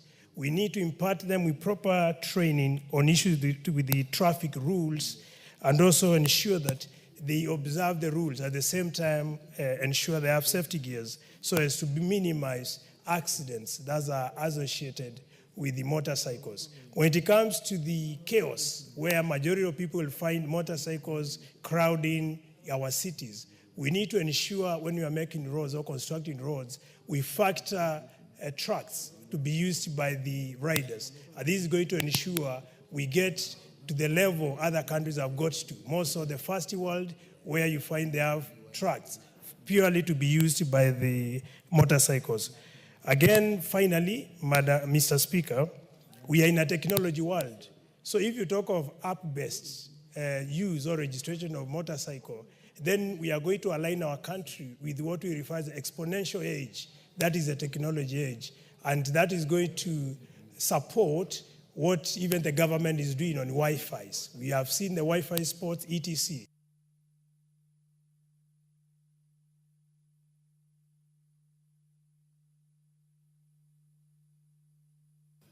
Honorable Basil, you want how many more minutes to conclude?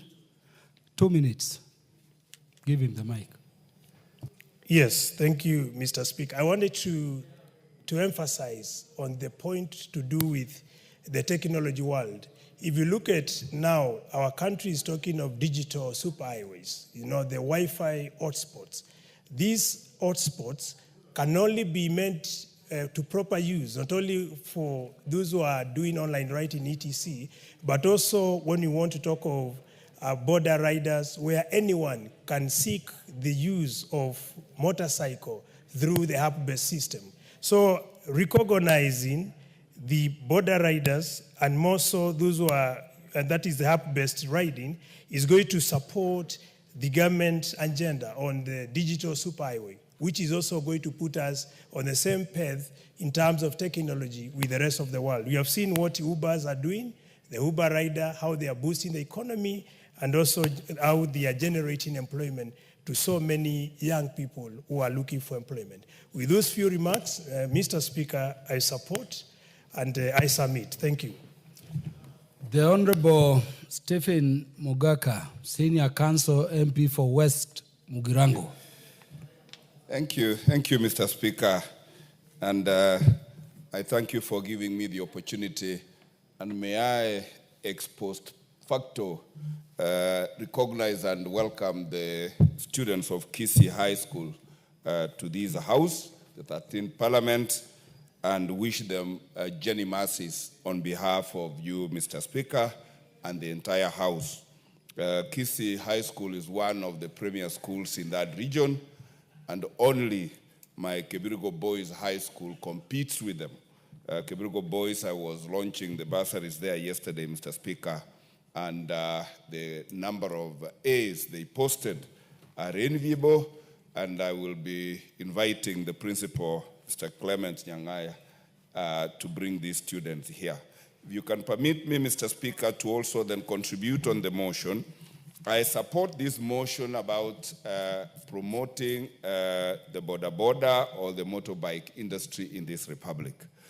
Mr. Speaker, if there is one informal employer that has made money get into pockets of young persons, it is the boda sector. I do not know what we would be doing with our army of youth if majority of them were not engaged in border sector. And in my constituency, using the bursary, I will this year be financing scholarships for border riders to ensure that they ride safely and they have basic first aid skills for their passengers, as well as some basic auto repair skills, so that when they are riding on the roads, they are able to self-help. Mr. Speaker, you know that border is perhaps the only mode of transport that takes a passenger from door to door. And in terms of convenience, therefore, the border sector is the most convenient. When I go around my constituency, Mr. Speaker, whether it is at Miruka stage, whether it's at Metobo, Egesieli, Nyamaya, Nyamira stage, Konate, Sironga, Mubamba, Masobe, Tijapara, Iberes, and even Kebirgo stages, you see a swarm of border riders ready to onboard any passenger to any destination, and they are also very, very affordable. Mr. Speaker, in one of my visits to China, I noticed that the Chinese have upped their border industry, so that rather than being petrol propelled, their borders are solar propelled, therefore making them very environmentally friendly, very cost efficient, and more cost friendly to the users. Mr. Speaker, with our CPC program and the reality now that border is with us, it would be important that the Education Committee considers including in our curriculum basic training for our children on border riding, border management, border repairs, so that some of these students or pupils can be using their borders to come to school and back, which will be extremely convenient. And above all, Mr. Speaker, we need to also then introduce a scheme in this country of how to equip those who want to own borders to achieve their dream. We need to consider what the African retail traders were doing, doing hire purchase for furniture, for virtually everything. How I wish that we came up with a plan akin to the African retail traders model, where somebody can go and pick up their border on hire purchase. Because the Shylocks and financiers in this country have ripped off those who want to take commercial loans to buy these borders. With those few remarks, Mr. Speaker, I support and thank you extremely well for giving me the chance to speak. Thank you. Thank you very much. The Vice Chair, Departmental Committee in charge of Administration and Internal Security, the Honorable Dido Raso. Thank you very much, Honorable Speaker, for indulging me. Honorable Speaker, I rise to support this very important motion. Honorable Speaker, they say that what you experience every day becomes part of your culture. And the borders are becoming part of our culture. Every out of 10 riders on the Kenyan road, 7 are being ferried by border. It is affordable, it is easily accessible, and it can access any points that you want to reach or arrive at. Honorable Speaker, the motorcycle has become a major part of the Kenyan economy and also transport lift. Over the years, I think as young men and women in this house, the border used to be owned by a senior teacher, an education officer, or the richest guy who is in the neighborhood. But it has now become the tool of choice. It is basically available across the street, across the village. And Mr. Speaker, the reason why the boda has become the transport of choice, when you drive around Kenya, the next transport which you must see is a boda. And for that reason, this particular motion, the intent is important. The reason why it has come out at this time is timely. And going forward, it forms a body of important things that we as legislators, we must do. What is required of bodas is the issue of order. In the olden days, the reason why it is used to be said, matatu ni matata. It was a transport that was a necessary evil. It is associated with noise, disorderliness, breaking traffic rules, and all that. One honorable colleague talked about Rwanda. Actually, when you go to Rwanda, is when you see orderliness, reduces accidents, reduces so many things that are unnecessary nuisance to the society. The other issue, Honorable Speaker, is the issue of safety. When you visit our hospitals today, and the chair of health will agree with me, every second patient is a boda rider or a passenger on a boda with head injuries, with fractured bones. So many serious injuries have come about as a result of this boda, the laws not being there, or that order, calling them to order, is not there. This is now where we must call a spade, that we must have something in place to safeguard the society's well-being and also the health and wealth. Because taking one head injury patient to hospital in India will require something to the tune of 4 or 5 million shillings, which is not affordable to the majority. And the majority will die and they decay in their villages. The issue of pollution and climate change.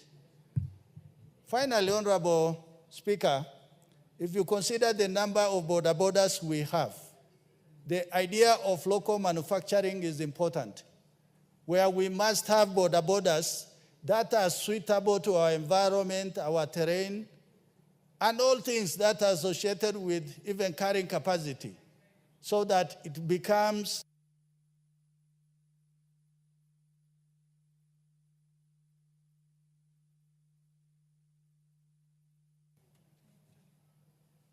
You need more minutes?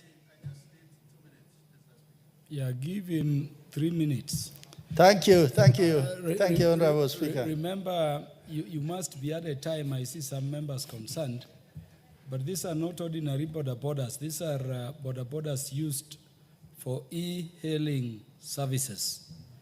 Those bodas you use to deliver drugs, you deliver food like through Glovo, Uber Eats. You remember steers then. What are the safety regulations we need around them? Whether they could be entrapped and killed, whether they could also mess up what they are delivering. This is what we are talking about. So you have 3 more minutes beginning when I've made my last statement. Thank you very much, Honorable Speaker. Thank you so much. Honorable Speaker, I want to say about local manufacturing. if you look at what the border borders do, basically it is transport of choice. People used to it to convey food, drugs. Sometimes it almost acts as hauliers. And if in local manufacturing, we design it to such a way that it meets the needs of the society today. It meets what are the needs? That I want to carry a package of maybe 20 kgs that may not be carried on an ordinary motorcycle. Then what we are saying, let us design to meet the needs of the time. Honorable Speaker, on the issue of pollution and climate change, honorable colleagues have talked about it, but today, most of the industrialized world are going electrical. Very few are using motorcycles or even cars that are petrol propelled or diesel. In our environment today, we are likely to be most affected by climate change. And if we are going to design motorcycles that are propelled by solar, by gas, by renewable energy sources, then it means we are protecting our environment. Honorable Speaker, finally, it is the issue of license and insurance. The motorcycle riders, it must be made compulsory for them to have licenses and insurance, because either they are going to carry valuable goods for customers or individuals are going to get injured as a result of that. So for that reason, I think this particular motion proposes very progressive law that must be enacted to meet the demand of our time. With those remarks, I thank you, Honorable Speaker. Honorable Karoli Omondi, MP for Suba South. Thank you very much, Honorable Speaker, for giving me the opportunity to add my voice to this particular petition and motion. Honorable Speaker, what we are discussing is an element of what is called the gig economy, where individuals on a freelance basis or as a side hustle engage in certain activities. They're actually not very formal employment in the normal sense. So it is a very important sector in modern economy, the gig economy. And most of the border or the hailing riders fall in these categories of freelance or side hustle in the economic activities that they undertake. Let me acknowledge that this is a very good effort, and I congratulate Honorable T.J. Kajwang for bringing this matter to the attention of the House.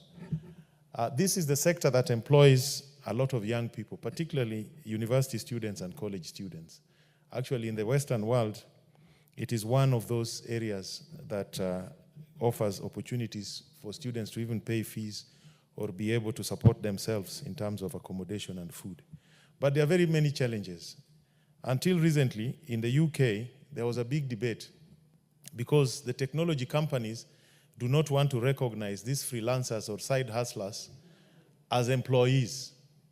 They were being, or workers, the term is actually workers, they were being looked at as contractors. Because with a contractor, you don't have the obligation for employment rights. They are not even unionizable. They cannot form a union. They cannot collectively bargain for their benefits, minimum wages, the levels of compensation, even articulate the health-related issues. You know, when you're riding a motorcycle, there are very serious health concerns that an employer should pay attention to. The kits that you wear, the health insurance that you have, emergency attendance in case of an accident, and all those other issues. And many of them have been treated rather badly because you have access to this technology provided by a technology company, but which you don't have control over. The relationship is so skewed that they can actually be deactivated at will, without recourse, without notification, and it has been a very difficult time for many of them. But in the Western world, these issues are being discussed, and courts have intervened, and national legislatures have also intervened. I think this sector is going to expand. Today, most of the delivery is done by motorbikes, but the future is going to be drones. Food delivery very shortly, and a lot of other things will be delivered by drones. Now, the challenge there will be exactly the same. Individuals could be able to buy their own drones, but they will not have the technology to coordinate the movement and the circulation of those drones. So there will still be these technology companies being the keystone in that kind of food chain. So again, we need to pay attention and see that these technology companies apply the same standards in Kenya as they do in their mother countries. I think we should insist on that. So that if Uber in Kenya is not treating the workers the same way as they do in England, then that is a no-no. We should not accept that. Because there is no difference between a university student in University of Nairobi and that one at Oxford riding a bicycle or riding a motorbike or operating a drone to deliver food. I think we need to insist on universal application of the same standards. And we need to make a lot of effort to allow local companies also to thrive in this sector. I think all the local companies that tried to develop similar technology have been frustrated. I don't know whether it is by the telco companies or it is whatever the reason is. But at some point there was local content in this delivery sector. Today, most of them, I think, tend to be foreign. I think as a legislature, we need to figure out how to have a legal framework that facilitates local companies also to enter this economic space and thrive. There are usual security issues associated with this kind of business, and many people have had problems with some of these delivery companies. But most importantly, I think at the legislative framework that we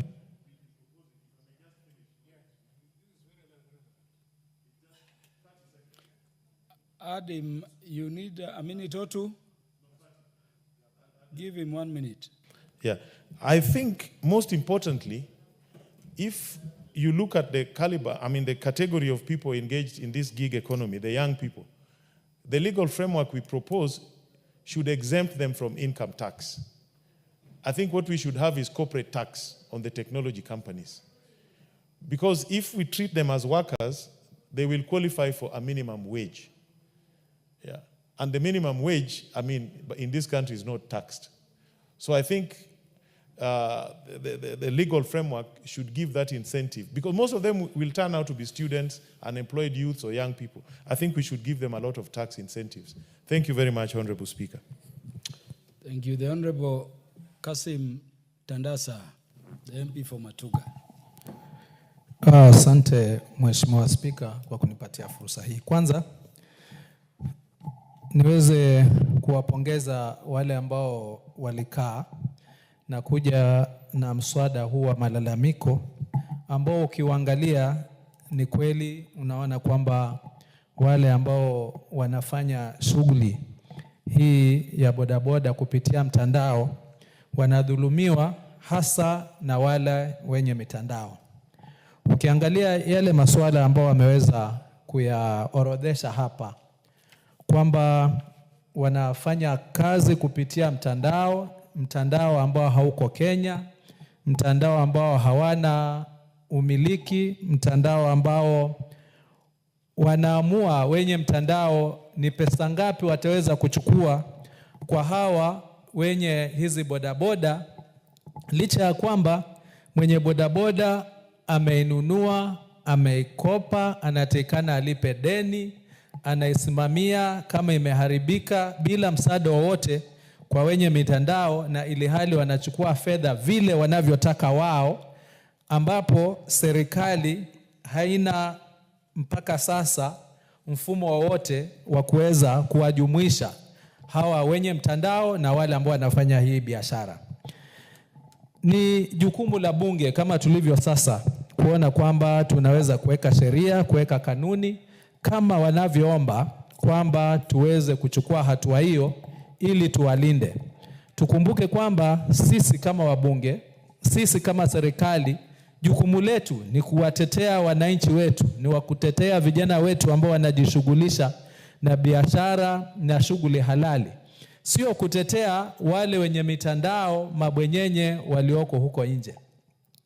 Ningeongezea kwamba wakati umefika ambapo sisi kama bunge tungeweza kutengeneza sheria na miundo msingi ya kuona kwamba wale wenye hii mitandao wanapitia kanuni na sheria ambazo tumeziweka, ambazo kupitia huu mswada ni kwamba mpaka sasa wizara inayohusika haija kufanya hivyo.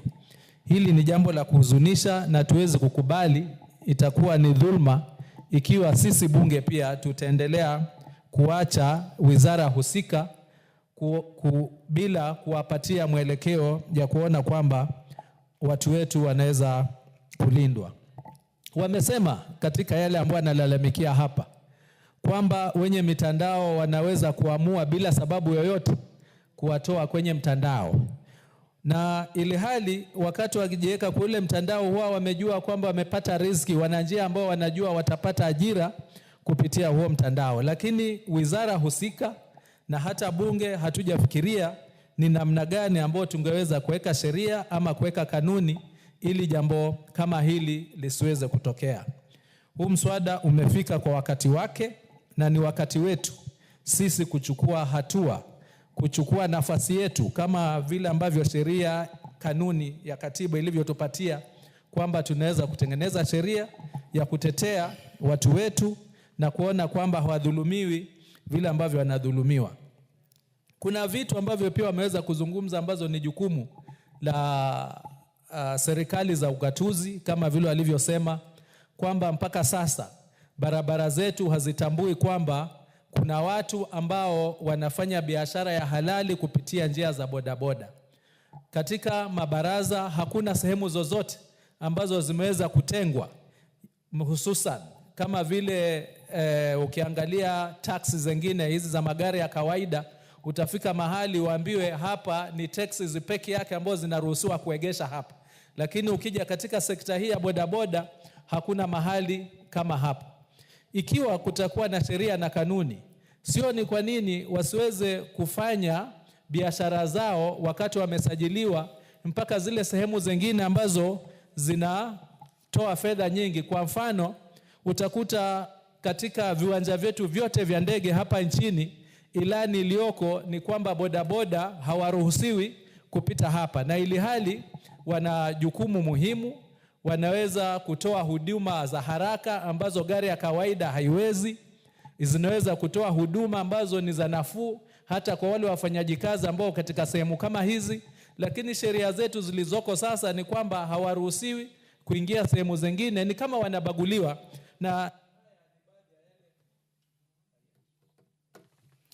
this motion, how many minutes? Oh, it's 5, only 5. Oh, give him, you need how many more?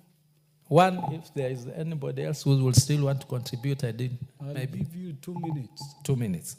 Asante Mheshimiwa Spika kwa kuweza kunitunuku hizo dakika 2.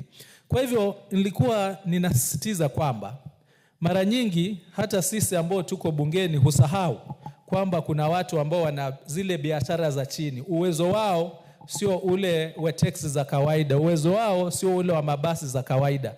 Lakini yale majukumu ambayo yanatekeleza ni majukumu muhimu, na kile kipato ambacho wanakipata ni kipato halali, kinawasimamia, kinaweza kuwasaidia na kina sehemu kubwa ya kuleta uchumi, kuongeza uchumi katika nchi hii yetu ya Kenya. Kwa hivyo mswada huu ni wa kuungwa mkono na kamati husika iweze kuleta hizo kanuni na tuweze kuzipitisha ili waweze kufanya biashara zao wakiwa wanatambulika na kunufaika kama wengineo. Asante Mheshimiwa Spika. Thank you very much, Honorable Tandaza. Do I take it that there is no further interest in the motion? Because we had requested that who whoever wants to contribute to this motion should go to intervention, and I'm seeing none. The Honorable Paul Biego, you want to contribute to this? Please proceed. Do you have any other contribution? Thank you, Mr. Speaker, for giving me this opportunity. My mic was on. I don't know why I did not hear you say we press the intervention button, but thank you for giving me this opportunity.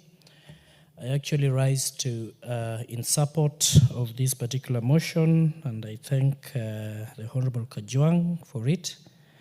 And as we've also read the resolutions from the Committee of Transport, and I think I'm really very happy in what I have read about the recommendations. However, Mr. Speaker, I know that this motion actually is a call for legal redress and legal recognition and protection for the motorcycle riders and delivery personnel and e-hailing platforms, as you had just told us, such as the Uber, Bolt, Glovo, and their respective food delivery services.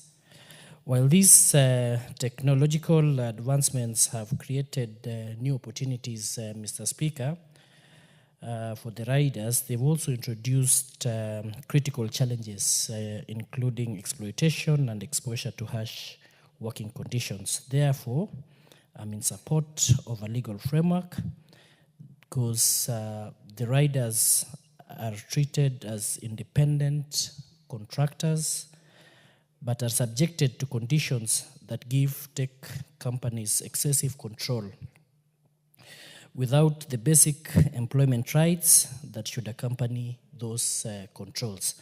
So with the framework, I think it will do us good because the riders experience challenges such as unfair pricing formulas, lopsided contracts, and the arbitrary deactivation of accounts by, of course, the transport network companies TNCs.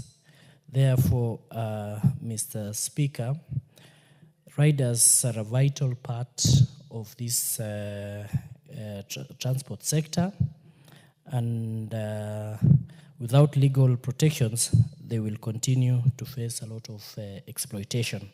And that is why I'm actually in support. And I know that the association had urged county government, especially county government of Nairobi, to establish safe parking and waiting areas for riders and collaborate with welfare organizations to safeguard their interests. The petitioners also had demanded that this House, Parliament, we pass legislation recognizing digital riders and as a unique subsector within the transport industry with appropriate legal protections. So, Mr. Speaker, I actually rise to support this motion so that at least the riders are not forced to work under unsafe conditions with no benefits. And we are aware of how how the riders suffer. They endure long hours that barely guarantee a living wage. Sometimes they work for the whole day, and in return they get very, very little for the job. So I would be in support. And of course, we should actually treat it as urgent so that the implementation of one of the recommendations that to enhance the safety of drivers by the National Transport and Safety Authority should be implemented. What I really liked about this recommendation is that they are proposing to establish a 24-hour emergency response system to at least ensure swift response to emergency and security situations. So that I am in agreement because many riders have suffered, whereas in vehicles, when in the unlikely event they get accidents, at least there is a board to protect the parties, to protect the passengers. But in the riders, the first casualty is you yourself, because you're the board and you're the Mabati and you're everything. So it's important for us to take care of the riders. Thank you so much for this opportunity. Thank you.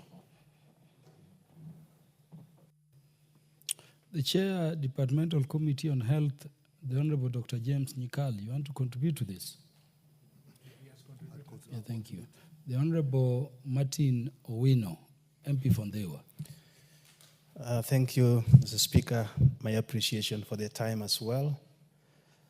I want to say I support this and I congratulate my friend TJ Kajwang and the team. Mr. Speaker, this is long overdue. And I agree, these things will come in many forms.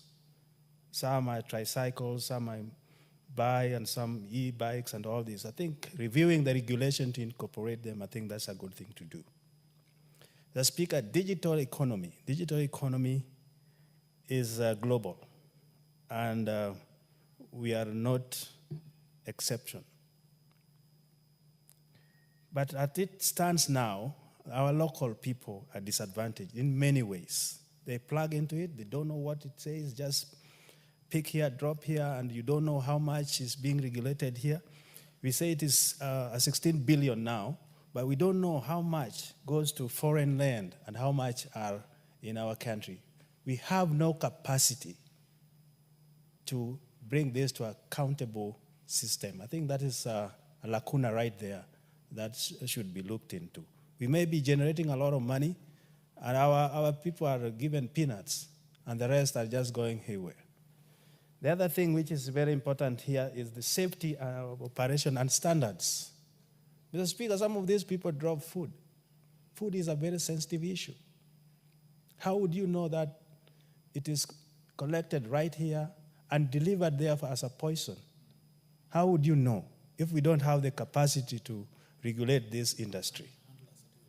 And we don't even know whether they have handler certificates. So this is it's a very sensitive point. As for drones, as I think Karoli puts it, we have drones taking bloods and dropping, but that is well regulated. In fact, to have a drone in this country, you have to go through a thorough training and licensing, which we are not doing to these people. I think also that for any foreign company, this is in law, even if it is being reviewed, this is in law. You have to have your presence here, physically, and telephone contacts. Otherwise, some people have been fleeced a lot just using emails. And you look for an office, they say they don't have it. So again, we will incorporate those who regulate companies to make sure they have an inventory of these people and we know where they are. So should anything happen, then they can be contacted immediately. Mr. Speaker, how do we designate drop-off and pickups? I think this is, has been also alluded to Tandaza there. If you go to the Western country and other developing country like us, which have organized this industry, there are separate lanes dedicated to them, and where they can drop whatever they have, whether they're people or deliveries, and they are recognized as an important instrument of economy building. They are not just those are just sideways employees doing their own thing. No, they are part and parcel of our economy. So designating and authorizing them to enter into all these busy airports and all that is paramount. For example, one day I was late there was traffic jam, I couldn't reach the airport. I had to look for a rider to come and take me there. And you reach there, you cannot go beyond this point. It does make sense, and a very, very dirty matter to pass through with other people. I think we are doing a lot of injustice. But in all, I think this is a good petition. I think we need to step it up to make it, to have some strong regulations from it so that this industry can be properly regularized and our people can be properly employed. Thank you, Mr. Speaker.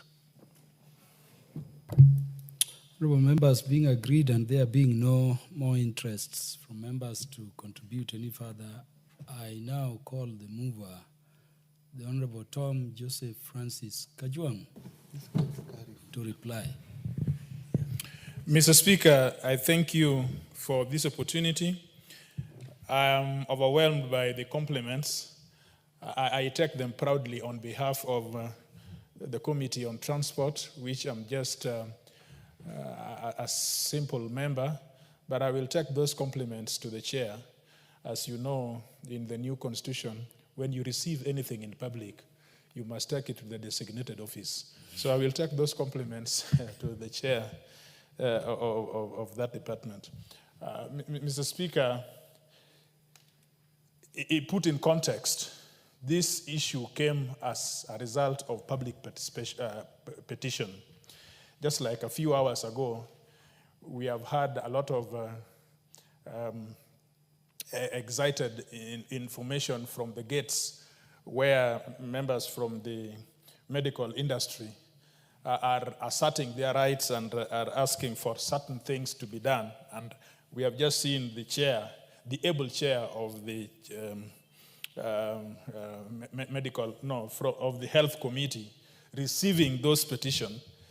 It is a manifestation of how this parliament can do things to solve the issues that are concerning the citizens of this nation. It is operationalization of Article 119 of the Constitution. It is an opening which hitherto was not there in the previous Constitution, that someone can come from home and come and say that this is the issue that is concerning me. You legislators, can you frame this in some workable way to be able to draw a legislation or to be able to insist on that the administrative officers are able to do this or that? And so I think the real compliments is compliments to the whole House that we are up to our task to be able to help people do get service delivery as legislators. The last one that I want to say is that I thank everyone who has contributed. We have had wonderful insights that we didn't have when we were considering this petition. I have had very relevant submissions from the member for Suba South, for example. I've had responses, very elaborate, from Honorable Tandale. I have heard the story of Tharaka, the e-hailers in Tharaka. I am impressed that there is e-hailers even in Tharaka township. So you see, this is germinating our economy. And if you see, it is a 16 billion economy. That could be to the exchequer. But now, can we now roll back and see how much money goes to the pockets of our people? It is giving out so much money. Could this money be going to foreign companies and entities supporting other nations and private entities? To what extent is it able to put, if we say that young people are in this industry, how is it that we can support these people to get as much as they could to lighten our wage burden and employment burden? So I think that we take this very positively. The orders as crafted in the petition is to be done within 60 days from the date of approval of this motion. So if, Mr. Speaker, you put the question today, 60 days we expect these government officers to have come back to us implementing everything that we have said. And we are going to follow them up.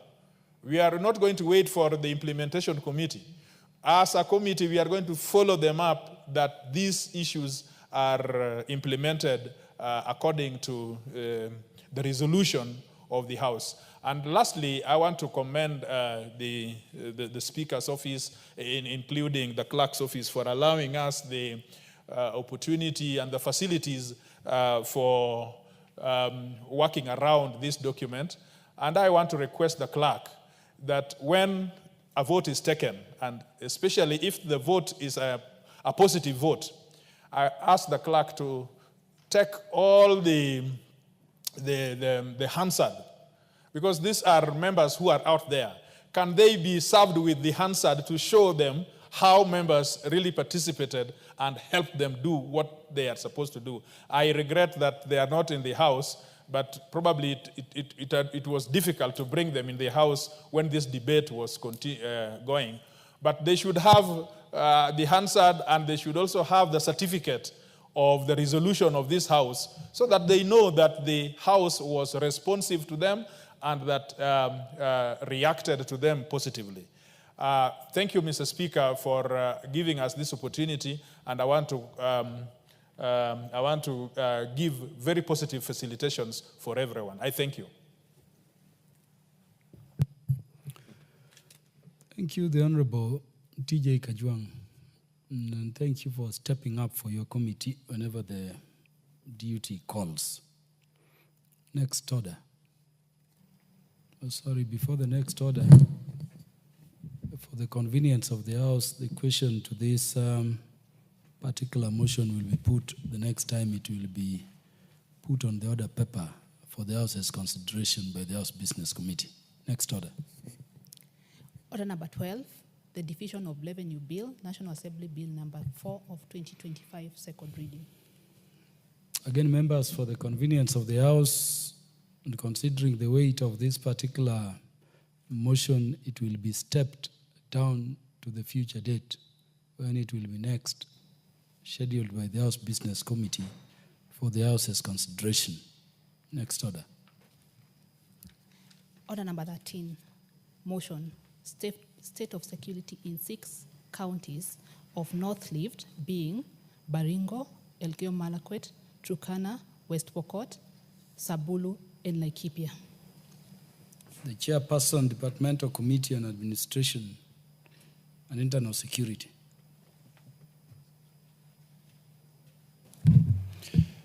Thank you very much, Honorable Speaker. I beg to move that this House adopts the report of the Departmental Committee on Administration and Internal Security on the inquiry into the state of security in 6 counties of North Rift, of Baringo, Elgeyo Marakwet, Turkana, West Pokot, Samburu, and Laikipia, declared as disturbed, laid on the table of the House on Tuesday, 13th August 2024. Honorable Speaker, on the onset, I wish to thank the Speaker of the National Assembly and also the Clerk of the National Assembly, who have been gracious, magnanimous, to have facilitated the seamless conduct of the committee to all these disturbed areas, to the extent that would be taken on a helicopter, on fixed wing, and also on ground transport to reach whatever destination we had desired to go, to come out with a comprehensive study of what is ailing this region in terms of security. Honorable Speaker, we must also thank the Regional Commissioner of Rift Valley, the county commissioners, and the DCCs of the different areas that we visited, who gave us unfettered access and briefs, to the extent that they were candid with us, with challenges, and what were some of the suggested solutions to what was ailing their particular areas. Honorable Speaker, I want to say that Kenyans, wherever they live in this republic, desire to live in peace and seek development. But in this region, and in particular in the North Rift, while many Kenyans in many parts of the country are up in arms seeking development, in this particular region, people are only pleading with their government to allow them to live in peace, which is such a serious contradiction. that one side people are seeking for peace, and in another area people are seeking for development. Honorable Speaker, insecurity situation in 6 counties of the North Rift region of Kenya, namely Baringo, Elgeyo Marakwet, Turkana, West Pokot, Samburu, and Laikipia, has been a pressing concern for many years. The situation is characterized by criminal activities in the form of banditry, cattle rustling, and internal communal conflicts. The situation not only threatens the safety and stability of the region, but also have broader implications on national security. Honorable Speaker, in February 2023, the then Cabinet Secretary for the Ministry of Interior and National Administration, the Honorable Professor Kindiki, declared the prevailing security situation in part of the 6 counties of the North Rift as a national emergency. Accordingly, the Cabinet Secretary, through a Kenya Gazette notice dated 23rd February 2023, declared certain specific areas in Baringo, Elgeyo Marakwet, West Pokot, Turkana, Samburu, and Laikipia counties as disturbed and dangerous, where people were not living in peace, or people have been evicted from their homes by armed gangs. To further enhance the security situation, a police-led security operation supported by the Kenya Defense Forces, dubbed Operation Malisa Uhalifu in the North Rift, was ordered in February 2023 in the 6 counties, in line with Article 241(3)(b) of our Constitution. Honorable Speaker, in fulfillment of its mandate and in recognition of the urgent need to address banditry as a national security concern, the Departmental Committee on Administration and Internal Security resolved to undertake an inquiry into the security situation in this particular region. The inquiry was conducted between August 2023 to April 2024. The committee commenced its inquiry by meeting with the Rift Valley Regional Commissioner and the Cabinet Secretary for Interior for an overview of the security situation. Subsequently, the committee conducted a fact-finding visit to the region. Honorable Speaker, we start with Samburu. The epicenter of insecurity affecting Samburu is from the constituency of Tiaty, and in particular, Tiaty East. The security challenges stem from disputes over land, water, pasture, and territorial dispute, resulting in violence, displacement of villages, loss of lives, and livestock raids. Samburu County has an expansive landscape encompassing diverse terrain ranging from highlands to low-lying plains, as well as escarpments and gorges. The rugged and underdeveloped areas often serve as hiding spots for bandits. The lack of adequate security presence, marginalization, impassable terrain worsens the situation, allowing bandits to operate with impunity. The violence resulted in a high number of casualties, including civilians, security forces, and livestock. Communities in affected areas like Suguta Valley, Losuk, Poro, and Angata Nanyuki wards have suffered greatly. It has also created boundary dispute between Samburu and Tiaty, aimed at expanding territory, and has been used as a pretext for ongoing violence and tensions, and formed up units are not strategically placed. Honorable Speaker, on the issue of Samburu, the committee recommended as follows: the government should evict the illegal settlers from Samburu West and Malaso Valley, increase security presence and enhance coordination among law enforcement, establishment of community-led initiative aimed at promoting peaceful coexistence and sustainable resource management practices.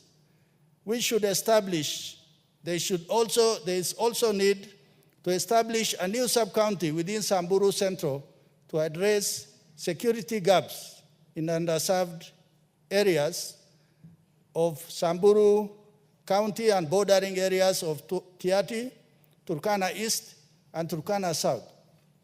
There's also a need for increased investment in infrastructure development, including road networks and communication system. Honorable Speaker, it is also identified the use of national government constituency funds for the constituency of Tiaty to use to construct roads in the area of Samburu side, where these funds appear to be used to expand the existing territory. On Samburu, the final recommendation is the National Cohesion and Integration Commission should initiate dialogue and negotiation between the warring communities. There's need to relook into the way the formed up agencies are placed.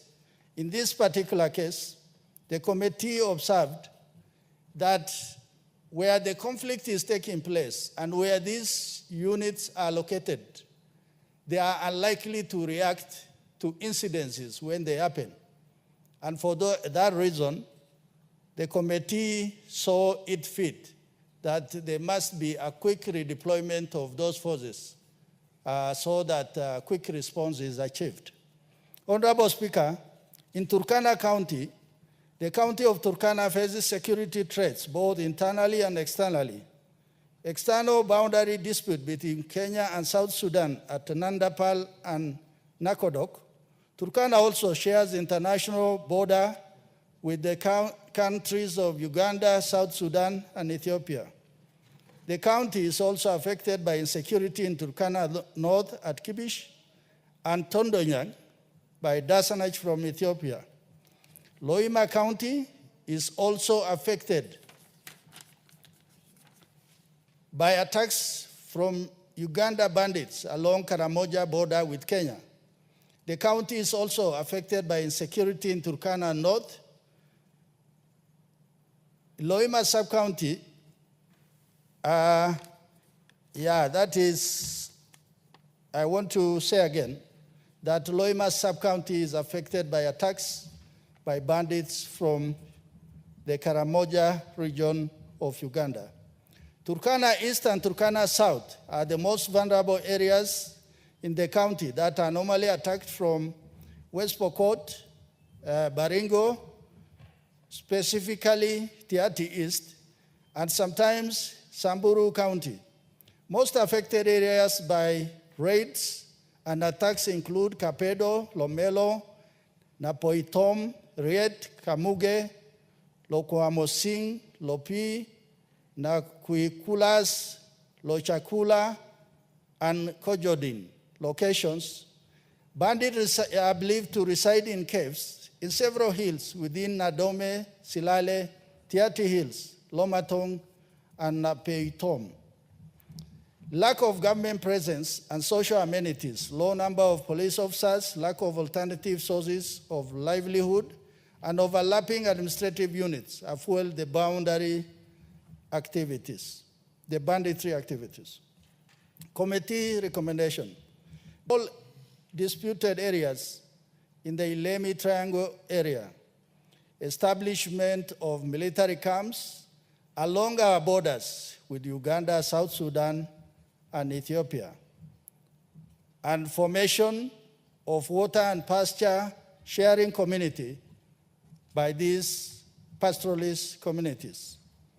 There's also need to recruit adequate numbers of NPRs, National Police Reservists, to augment the strength of the National Police Service. Operationalization of Suguta, Aro, Lokorima sub-counties, Katila and Kochoden divisions, and other gazetted administrative units. The road from Chemolingot to Lokori and Namosing needs upgrading. Kenya South Sudan government to resolve the contested boundary that stretches 11 kilometers from Nandapal to Nakodok. There's also need for reaffirmation of international boundaries by Kenya International Boundaries Organization, Kenya, Uganda, and Kenya, South Sudan.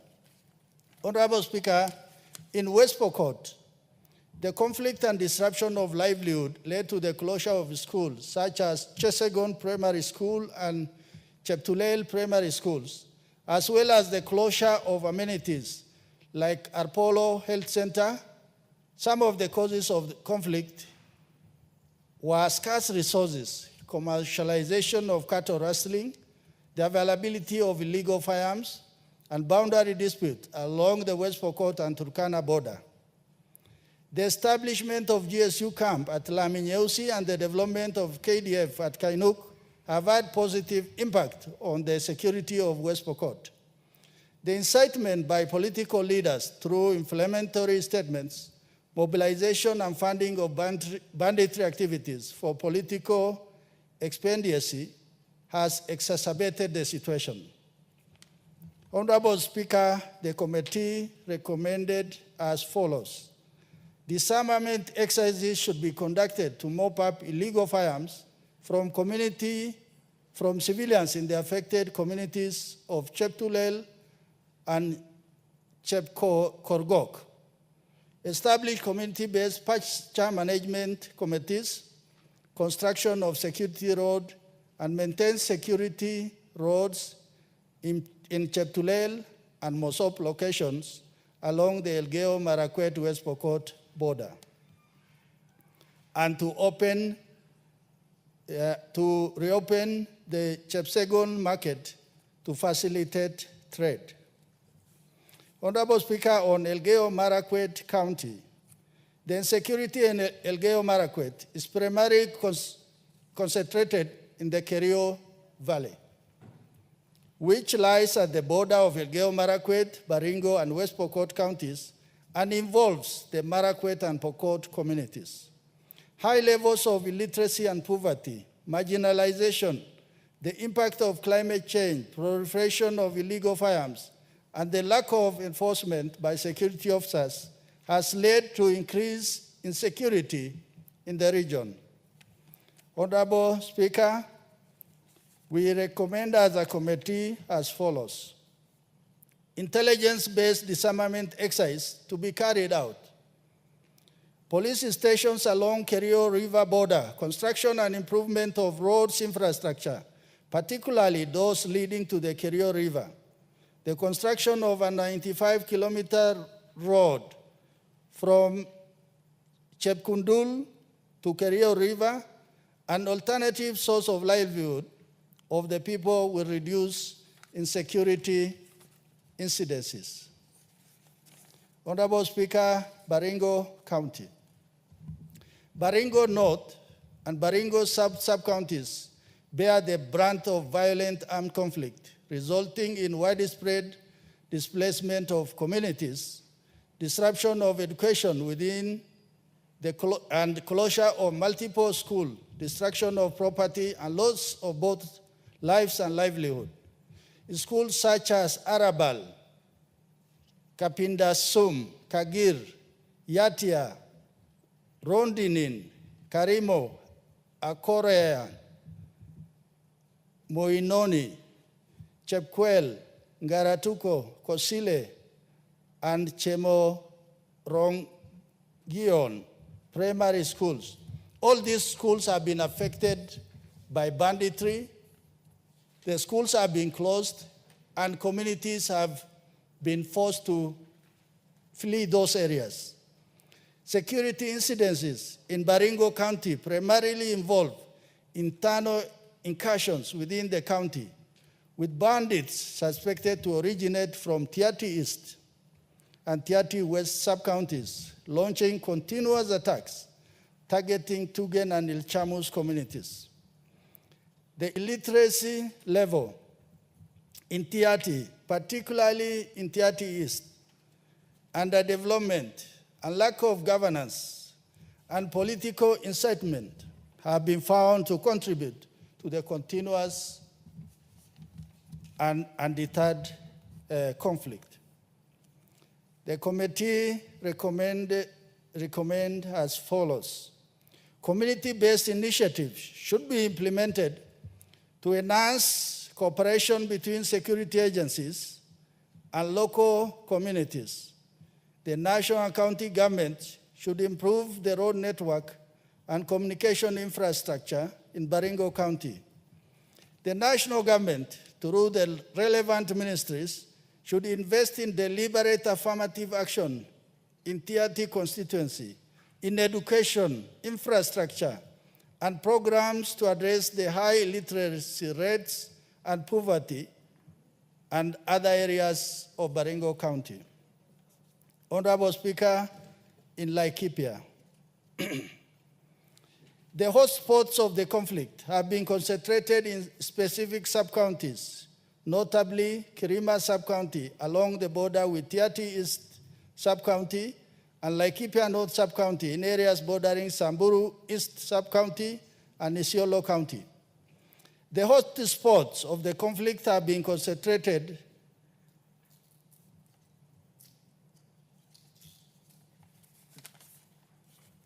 The hotspots have been concentrated in the area of Mukogodo Forest Reserve, a crucial livelihood resource for the indigenous Mukogodo people is facing imminent degradation.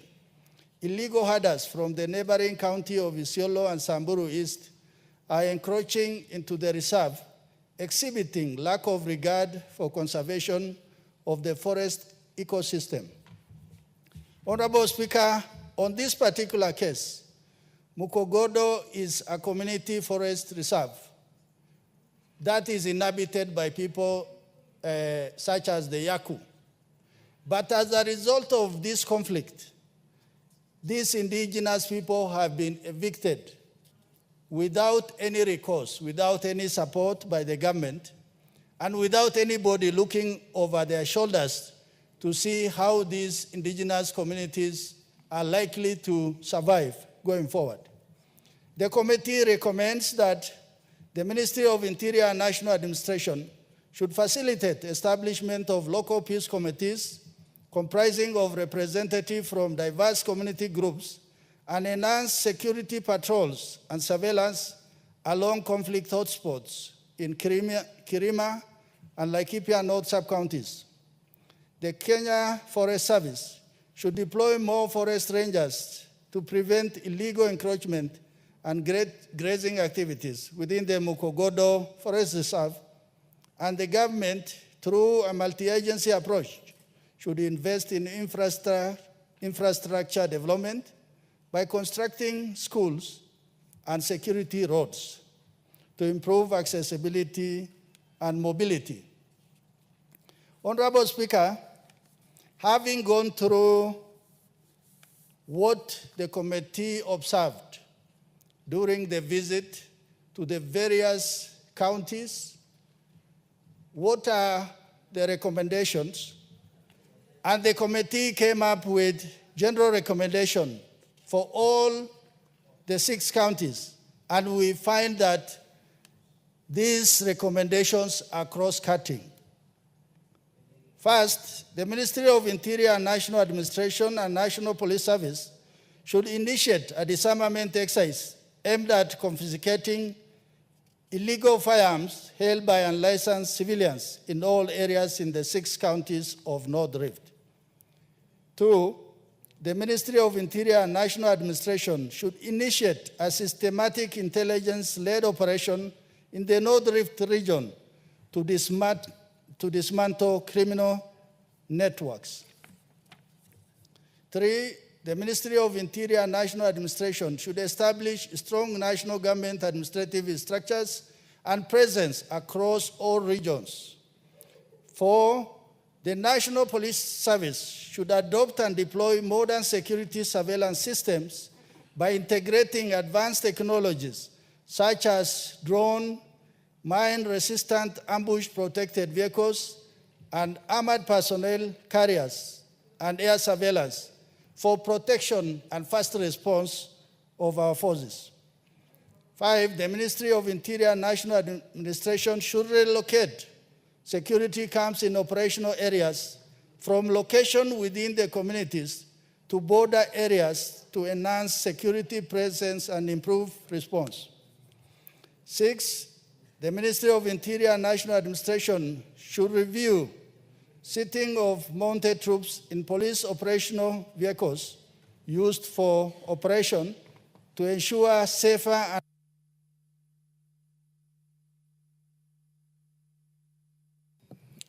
How long do you have to?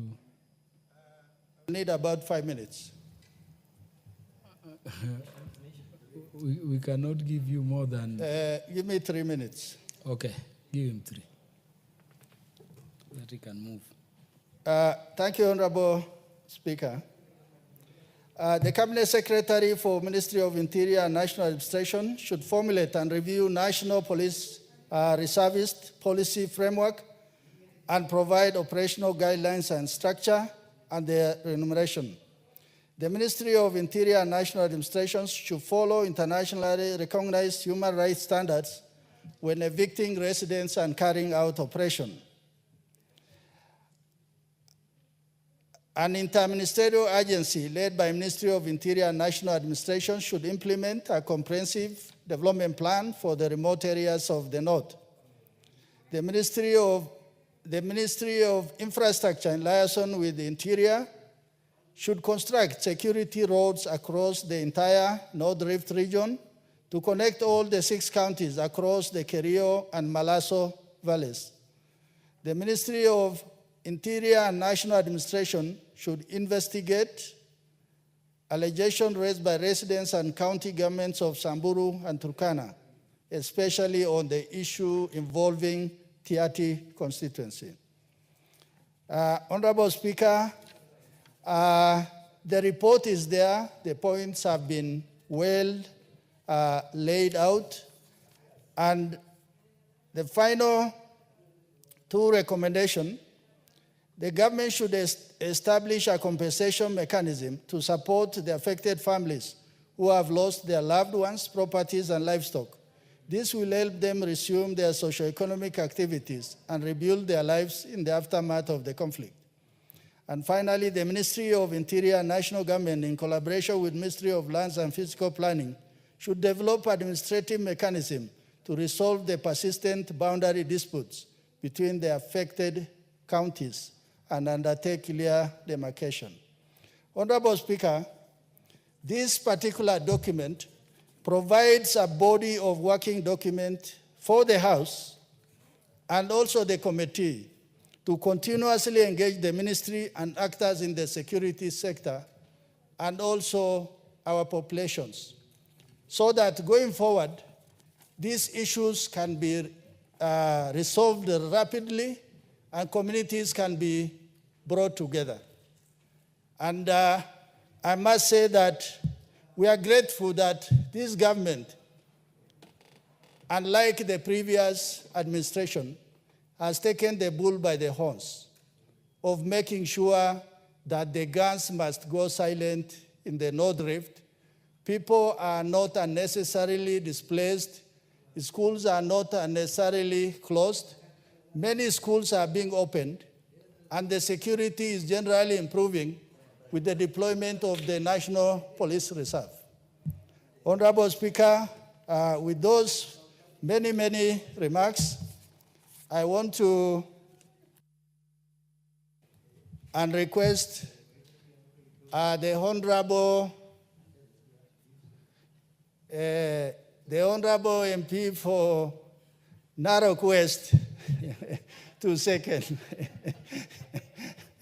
Thank you very much, Vice Chair. Departmental Committee on Administration and International Security for moving on behalf of the committee. Now that the chair of the committee is there, it is only in order that the Honorable Gabriel Tongoyo seconds. Thank you so much, Honorable Speaker. And I want really to recommend and able to say on behalf of all of us, the committee, that my very able vice chair has done it very well, exceedingly well, on behalf of all of us. And Honorable Speaker, I want also to, from the very onset, to start really by appreciating and the entire committee, who actually also include yourself there, seated there, for really putting a lot of their time, putting a lot of their commitments and valuable time into this inquiry, which actually took almost more than about 5 or 6 months. And we all know that it was not an easy job. Majority of these counties, the terrain is just unimaginable, Honorable Speaker. And they really demonstrated a lot of commitment, dedication. I remember at some point, one of our members who seated here, actually here in chamber, Ngeleche, she was in Turkana. And of course, she really, she took about like 3 or 4 days going without food, water. And I remember calling me that she has never imagined that it is such hard as she actually witnessed. So I want really to appreciate every individual member. The quorum was very overwhelming as well. And it was really dedication. Honorable Speaker, and without also forgetting the Secretariat, who really gave their best and their all into the inquiry throughout the entire exercise and the period of an inquiry. Honorable Speaker, of course, without not forgetting the clerk and the Speaker of the National Assembly, and even the regional commissioner and the entire respective county security teams of the 6 counties, Honorable Speaker. Because every other time we visited those counties, they're always there available to take us through, take participation actually wherever we are listening to the communities, and gave whichever support that was needed of them. Honorable Speaker, I want really also to really appreciate the communities, which was so welcoming, very hospitable, and they are so cooperative to the members of the committee, to include even non-state actors who are always available to give any support that was needed of them. Honorable Speaker, I want also to say from the start that this report, as it has been already said, the inquiry took place around August 2023 and April 2024, and majority of the recommendation either by the individual, which include the creation of several of the administrative units to take services closer to the people, much has already been even done. And I want really to appreciate the government, the Ministry of Interior, because I can confess some members even are here from Baringo, from Elgeyo Marakwet, including our very own Ngeleche. They can confirm that some of the recommendations contained in this report to include creation of this unit and operationalization of some had already taken place, which has really helped even a great deal. Honorable Speaker, from the very onset, I want also, Honorable Speaker, to really appreciate that we all remember when there was, we had the presidential address to the nation. It was reported that the insecurity in the entire North Rift and even in majority other part of the country, we already had the fruits of the intervention that has already been put by the the Ministry of Interior and the Kenya Kwanza government. And there is recorded to be a reduction of 70%, which is very recommendable. Of course, last week but one, we have had a bit some kind of instances, especially in Baringo North, and a few other areas like Elgeyo Marakwet, but we should actually able to appreciate if we able to have a 360 outlook and the bigger picture that there is a recommendable, a big increase of insecurity in that region. To a bigger extent, that is attributed to the continued effort of the ministry and our security agencies, and of course the modernization, which has enabled our security agents, our security officers, to have modern equipment, which has actually able to have given them a more advantage in combating these crimes. And of course, there is a lot of continuous development programs to include opening up of some areas, some security roads in the affected regions, which should be actually even continued to be advanced. Honorable Speaker, I don't want to belabor again because the Vice has really said it all, and there is a lot of individual recommendation that has been captured in the report. And I want to call all of us members in this House to take time to study, to read, and I'm sure by going through it, you can able to appreciate and able to find and look in whichever way that we can individually, as leaders in this country, as leaders in those regions, that we can able to play a role and whichever duty to make the issue of security a priority, to include even continued building some police stations or building up schools so that we continue to make the population there, to reduce the issue of illiteracy. I want just to mention a few, Honorable Speaker, for the sake of time, some of the general recommendation that the committee did indicate in the report. And we were so convinced that if addressed, it can go a long way to help us compact. I know it is 5 minutes, but this is the substantive chair of the committee. Give him. Add me 3 or 4. Thank you so much, Speaker. Thank you for your understanding. Honorable Speaker, I've just said that I don't want to belabor. The Vice has said it all. There are a lot of, we cannot even exhaust the report. But one thing that stands out, we should be able to have a whole government approach so that we can able to address the issue of insecurity, not just in the North Rift, but actually in the other rest of the country. We will continue to operationalize several of our administrative units that have been even highlighted in this report, and many more. And Honorable Speaker, you remember last week we had a meeting as a committee with the ministry, and we made it very clear that we should be able to mobilize resources and to attune about 2.5 billion so that we can able to operationalize all pending administrative units that can able to help us tackle majority of these insecurities. Honorable Speaker, the issue of infrastructure, I don't want to say it more. The amenities as a country, as a Kenya Kwanza government, and even as leaders in our individual constituencies, we should continue to expand these areas by providing water, schools, road, and creating other sources of livelihood to these communities so that the issue of rustling and cattle raids can go down. Honorable Speaker, the issue of inter-community dialogue through bringing these communities together through festivals, through some cultural activities. Like I want to single out what the CS Interior was doing at some time when we visited Elgeyo Marakwet. It was having inter-community these football activities. And I'm sure they can able to bring these communities together so that they can able to be speaking together, able to see each other as brothers and not as enemies. Honorable Speaker, as I near to conclude this, the issue, I want really to appreciate even the issue of our NPR, who have really contributed to a big deal, a big extent, the issue of making these areas less insecure.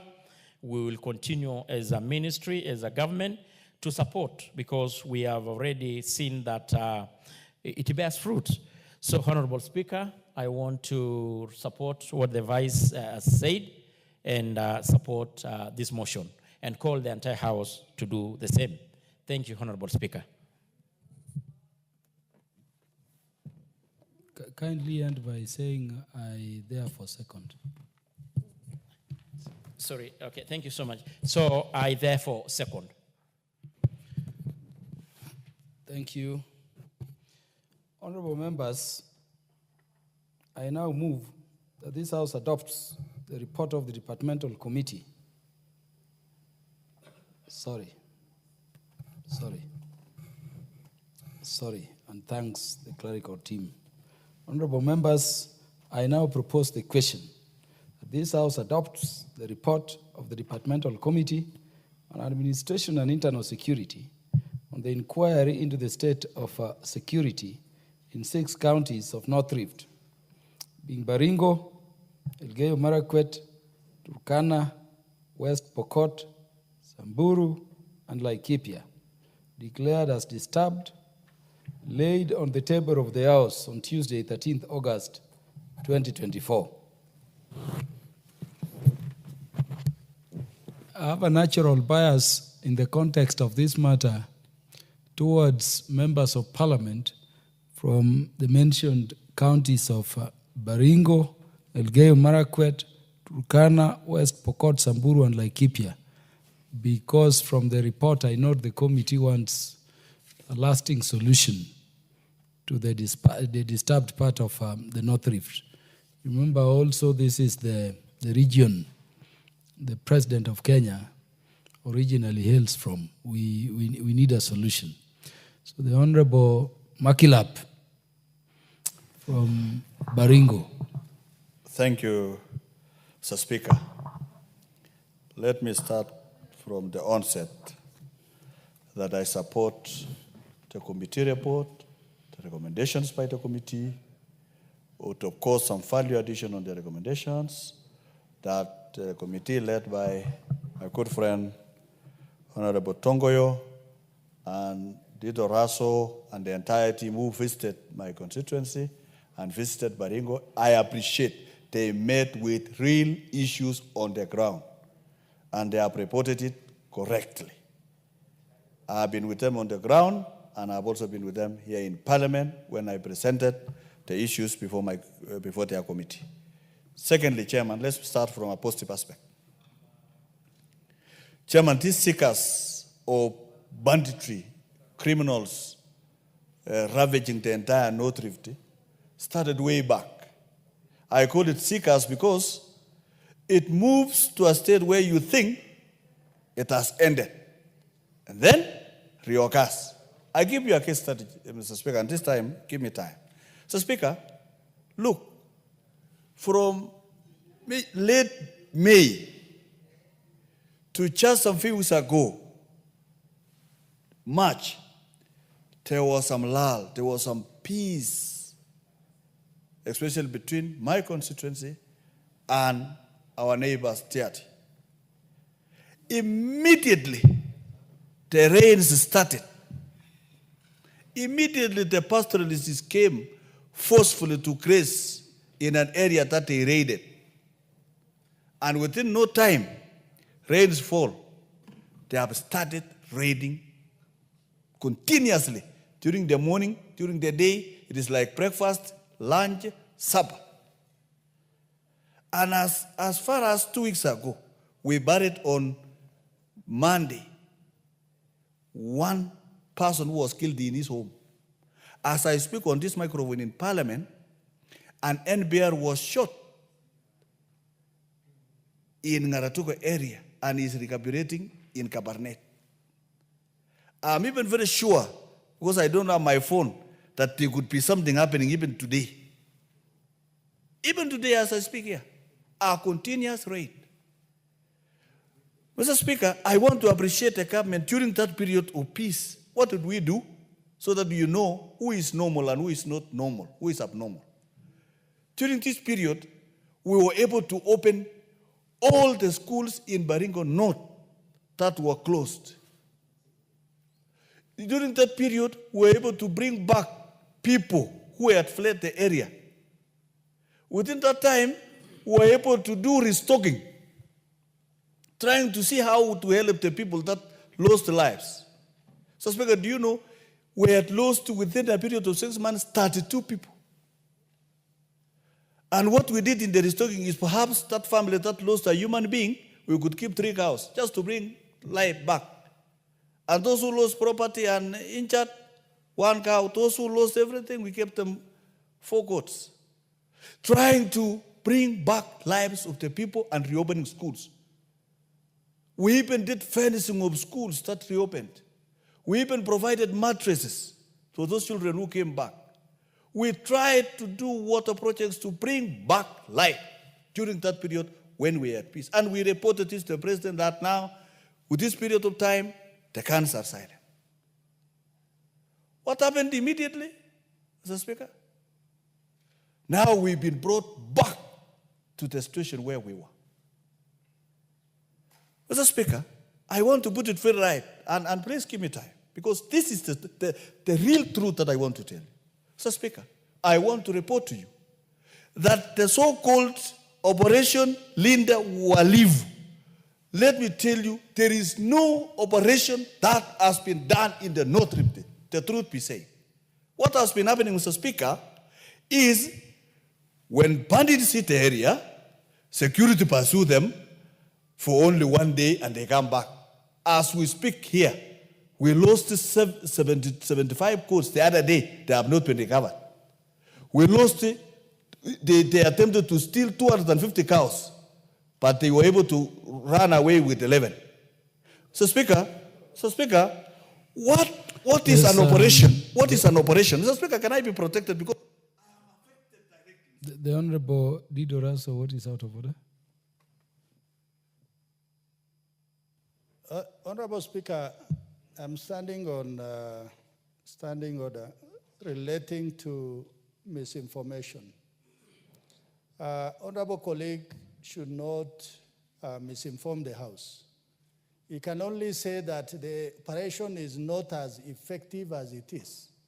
But for those of us who have been on the ground, even with him, we can confirm that there are enough boots on the ground to the extent that we were even in command posts, military command posts, where we got briefings. So for that reason, he can only say that it is not as effective as he would have wished. Thank you, Honorable Speaker. Yes, Honorable Makilab, your time is up. But because of the passion with which you pursue the matter and being from the area, I will give you 2 more minutes to wind up. Perhaps, Mr. Speaker, you'll create another time for me. But, Mr. Speaker, what I'm trying to say, an operation means you don't only pursue bandits when they steal cows or they kill people for 1 day or 2 hours. An operation is a systematic plan to pursue the criminals when they are not hitting people, when they have not stolen livestock, and pursue them to their hideouts and remove the guns out of them and recover the animals that they have stolen. That is an operation. But when a raid happens now to one hour, they pursue, after that, it's gone. Is that an operation, Mr. Speaker? It is not an operation. I want to say here before man and God that there has not been a forceful operation to remove the illegal firearms in with bandits, Mr. Speaker. I want to say, God will bear me a witness in heaven. Mr. Speaker, let us also find out. Mr. Speaker, find out that the committee knows it and they have reported it correctly. Mr. Speaker, who hit Baringo North? My people have never organized even one raid to any community. We live together with Baringo Central and there is no raid. We live with Marakwet West, no raid. Marakwet, Keyo North, nothing. Keyo South, nothing. What is it, Mr. Speaker? Find out, and this country need to know. Who is this who is hitting Elgeyo Marakwet? Who is this hitting Baringo, the Tuken side and the Chamu side? Who is this hitting Turkana? Who is this hitting the Kikuyus in Laikipia? And who is this fighting the Samburus?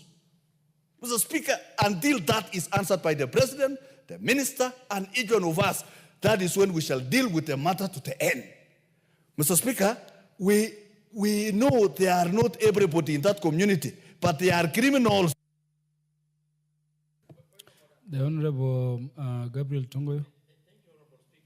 As much as I want really to appreciate what the Honorable Member Baringo North is saying, I think the issue of who is causing insecurity, who is killing what, who is doing, is not the role of the President or a minister or whoever. It's just good to appreciate that the criminal in those trouble areas. Definitely, this is not caused by osmosis or by, from the blues. They are caused by criminals. And I think we pointed out very clearly in the report. And I think the president has demonstrated already a big deal by putting a lot of modernization, a lot of budget into the security organ in that region. So, Honorable Speaker, I know it's emotive. My good friend, even actually the latest victim of insecurity, actually as late even as last 2 days ago. And I know it's painful, it is emotive, but we should sober up and able to really be objective in this. So the issue of president, I think, is already done a big deal. Even as individual leaders, we have a responsibility to play. And I think in the report, Honorable Speaker, just to remind, we were bold enough to say that in the Baringo and part of Samburu, actually west, the epicenter of all this problem emanates from Tiati. We didn't shy away. We said it very clearly. And I think it is well captured in the report. So, Honorable Speaker, let's be objective. Let's not have emotion fly up and able to be objective in this. Thank you, Honorable Speaker. Yeah, so, Honorable Makilap, you have 1 minute to wind up. And remember, you are operating within the gratis time.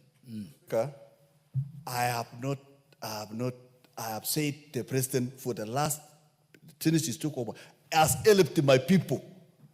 Mr. Speaker, I'm trying to only inform the commander-in-chief that there is a single criminal elements in one place that the committee have reported, Mr. Speaker. That is my message. In fact, if there is somebody who held my hand and the hand of the people of Baringo North and the entire North Rift, is the President of the Republic of Kenya. I'm not in doubt. I support it. Mr. Speaker, the only thing that I want to let you know is that the security people in that area, Mr. Speaker, until the security team, I have enough security people in that area. But the problem, Mr. Speaker, is this. They don't alight from the APC.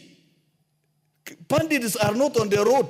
So they are inside the APC, the protected area, and they leave the NPR outside, and they don't work together, Mr. Speaker. So we want the security people to come out of the APC, combine efforts with the NPR without intimidating the NPR, so that they can be able to move together. Thank you, Honorable Makilap.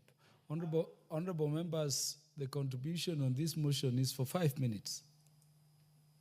5 minutes. And so I would request members who have information like where Honorable Makilap was ending to liaise with the chair of the committee so that we can pursue these matters. The Honorable Kasim Tandaza.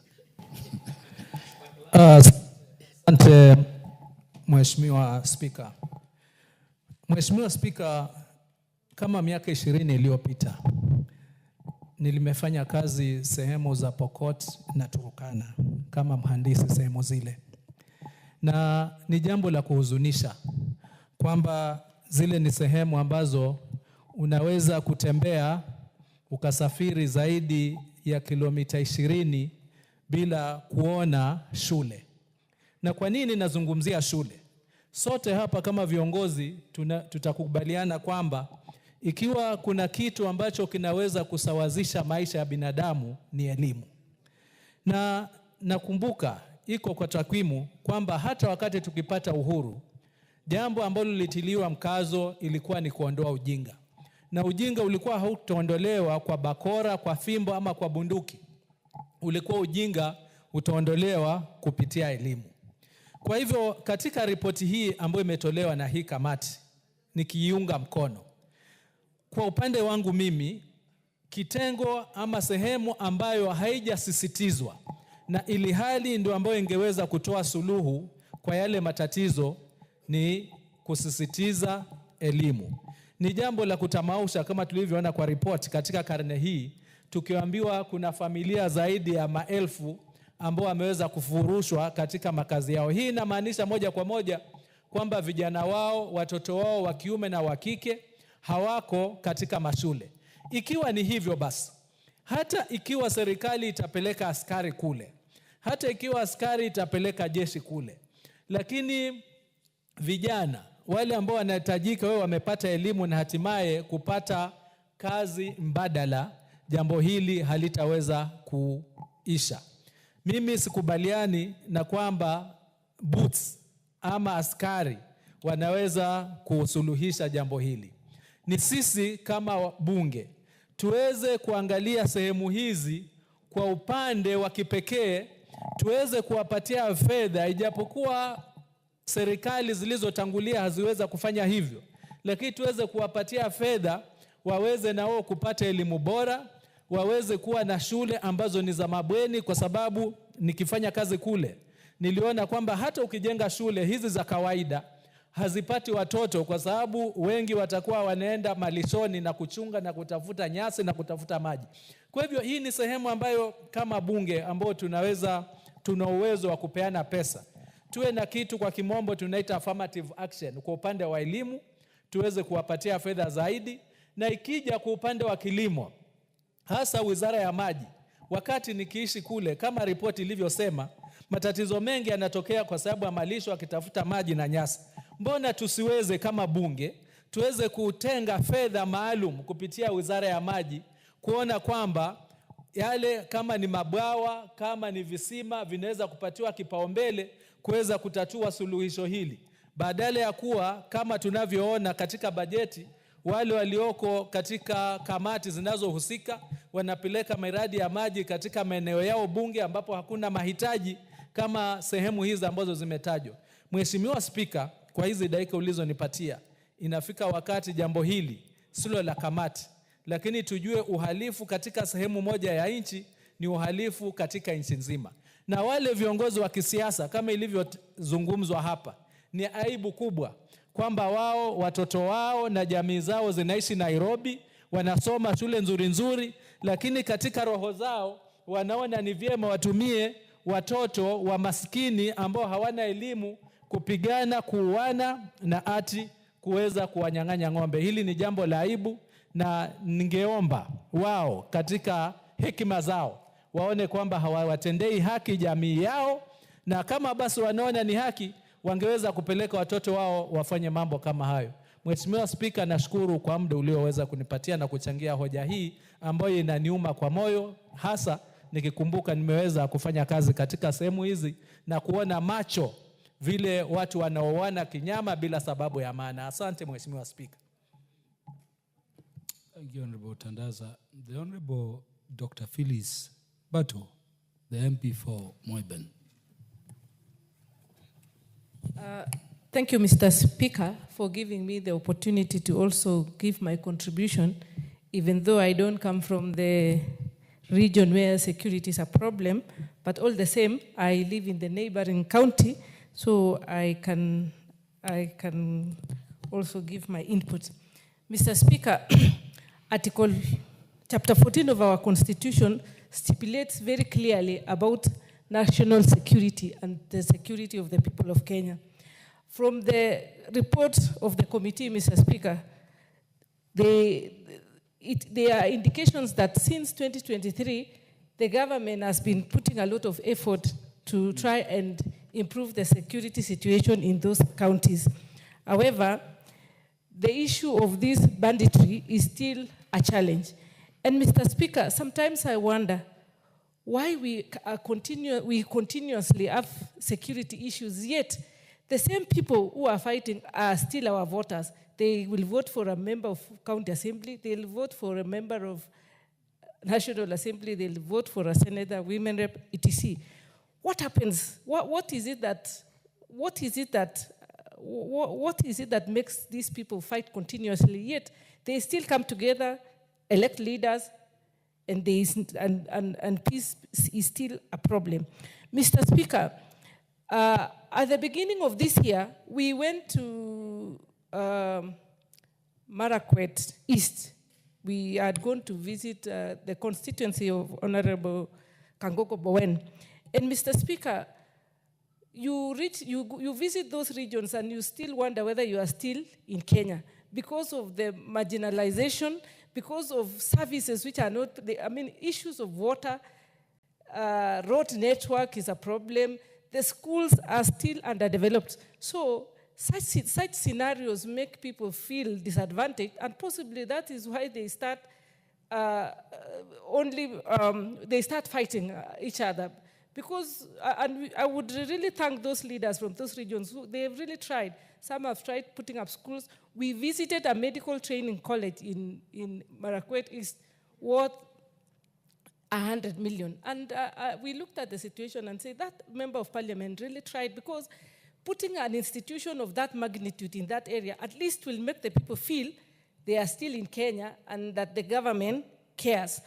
What should happen, Mr. Speaker, is that the issues which the findings the committee came up with must be implemented to the latter. For instance, the issue of personnel. From their findings, it was clear that there is no sufficient personnel in those regions. Mr. Speaker, we should resource the ministry to employ more personnel. The police service should be enriched. We should have enough. We should train them and post them to those regions and man them 24 hours until that time when everybody will relax. Otherwise, if as the honorable member from Baringo North has said that there is no enforcement, the security personnel are there, but they are just not actively participating in fighting banditry, then it becomes problematic. Mr. Speaker, the issue of no network, I know we have resources to develop the neglected parts of Kenya. We should put more resources in the road networks going to those regions. We should distribute electricity. We should make sure that such regions are visited by, we should make sure that they are well established so that people will relax. Otherwise, if we continue just speaking about security issues in boardrooms, in big offices, and we don't take action, we will continue seeing scenarios. And also the leaders, as leaders, we should come together and speak one voice. We shouldn't be inciting our people to fight each other, and yet we are Kenyans. I mean, why would you incite your people to go and fight another neighboring county or constituency? What benefit would you get if, do we still have people who are that inhuman to an extent that they would want to see people shedding blood, they would want to see women suffering, they would want to see children not going to school, they would want to see people get... Give him 1 minute to wind up. Give her 1 minute to wind up. Thank you, Mr. Speaker. So I would encourage leaders, instead we should start speaking to each other than speaking at each other, because when we incite our people, we will never gain anything. Thank you, Mr. Speaker. The Honorable Dr. Naomi Wako, the County MP for Marsabit. Thank you, Honorable Speaker, for allowing me to add my voice to this very important debate on the report that has been tabled. Honorable Speaker, the issue of insecurity in northern part of Kenya and North Rift and many other areas is one thing that has affected many people and many families, and unfortunately, many people have lost their lives through the insecurity issues, the bandits, and communities attacking each other. And it has caused many children to be orphans and many young women to be widows. And that is why we need to give all the attention that it deserves so that we can salvage the situation. Honorable Speaker, the issue of North Rift is something that is touching everybody's heart today because of the frequent attacks and the many lives lost. We, from the people from northern Kenya, especially Marsabit, have also gone through the same challenges some years back. But we thank God that for the last 3-4 years, we have experienced peace, and our people are enjoying that peace now, and they are able to take care of their animals, they are able to do a bit of farming, they are able to do some business, which we thank God for.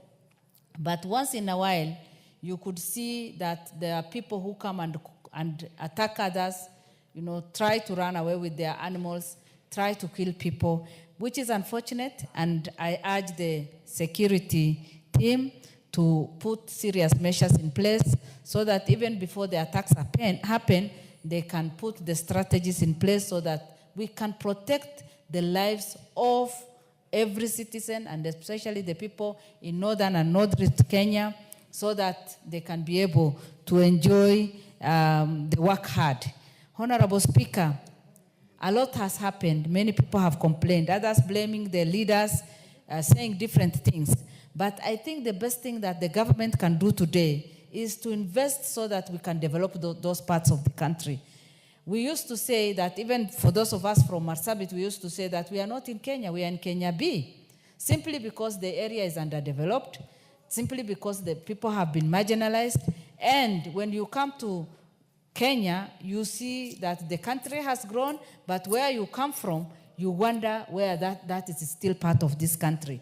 And that is why today we need to invest in those parts of the country. I know there is the equalization fund. I know the government is doing so many things, but we need to be serious on developing the areas so that the areas can also be developed and people can also take their mind, change their mindset from what they used to do and see how best they can live a better life. Honorable Speaker, many people in Northern and North Rift are not educated. And that is why, beside the normal education system that we have, we can even engage the grown-ups in the adult literacy so that we keep them busy, so that they can go, they can learn how to read and write, and also open up their mind so that they can also do some businesses. We can invest, we can call upon investors to come and invest in those areas so that the local people who have only known to do pastoralism and take care of their animals to do a bit of business, to take care of their cash. We can invest in women so that they can do businesses that can sustain their families. Honorable Speaker, unless we are radical, unless we become so radical in transforming the lives of those people, in investing in those counties, we will not be able to overcome this problem. And the leaders also to be peace ambassadors. We can also engage the young people in the school curriculum, put something on peaceful coexistence so that even as our young people grow, as they go to school, then they can know the importance of coexistence and live together. So, Honorable Speaker, my suggestion is that we need to focus, we need to be serious, invest in those counties, change their mindset, see how best they can live the pastoralism and also do businesses so that they can be busy and see how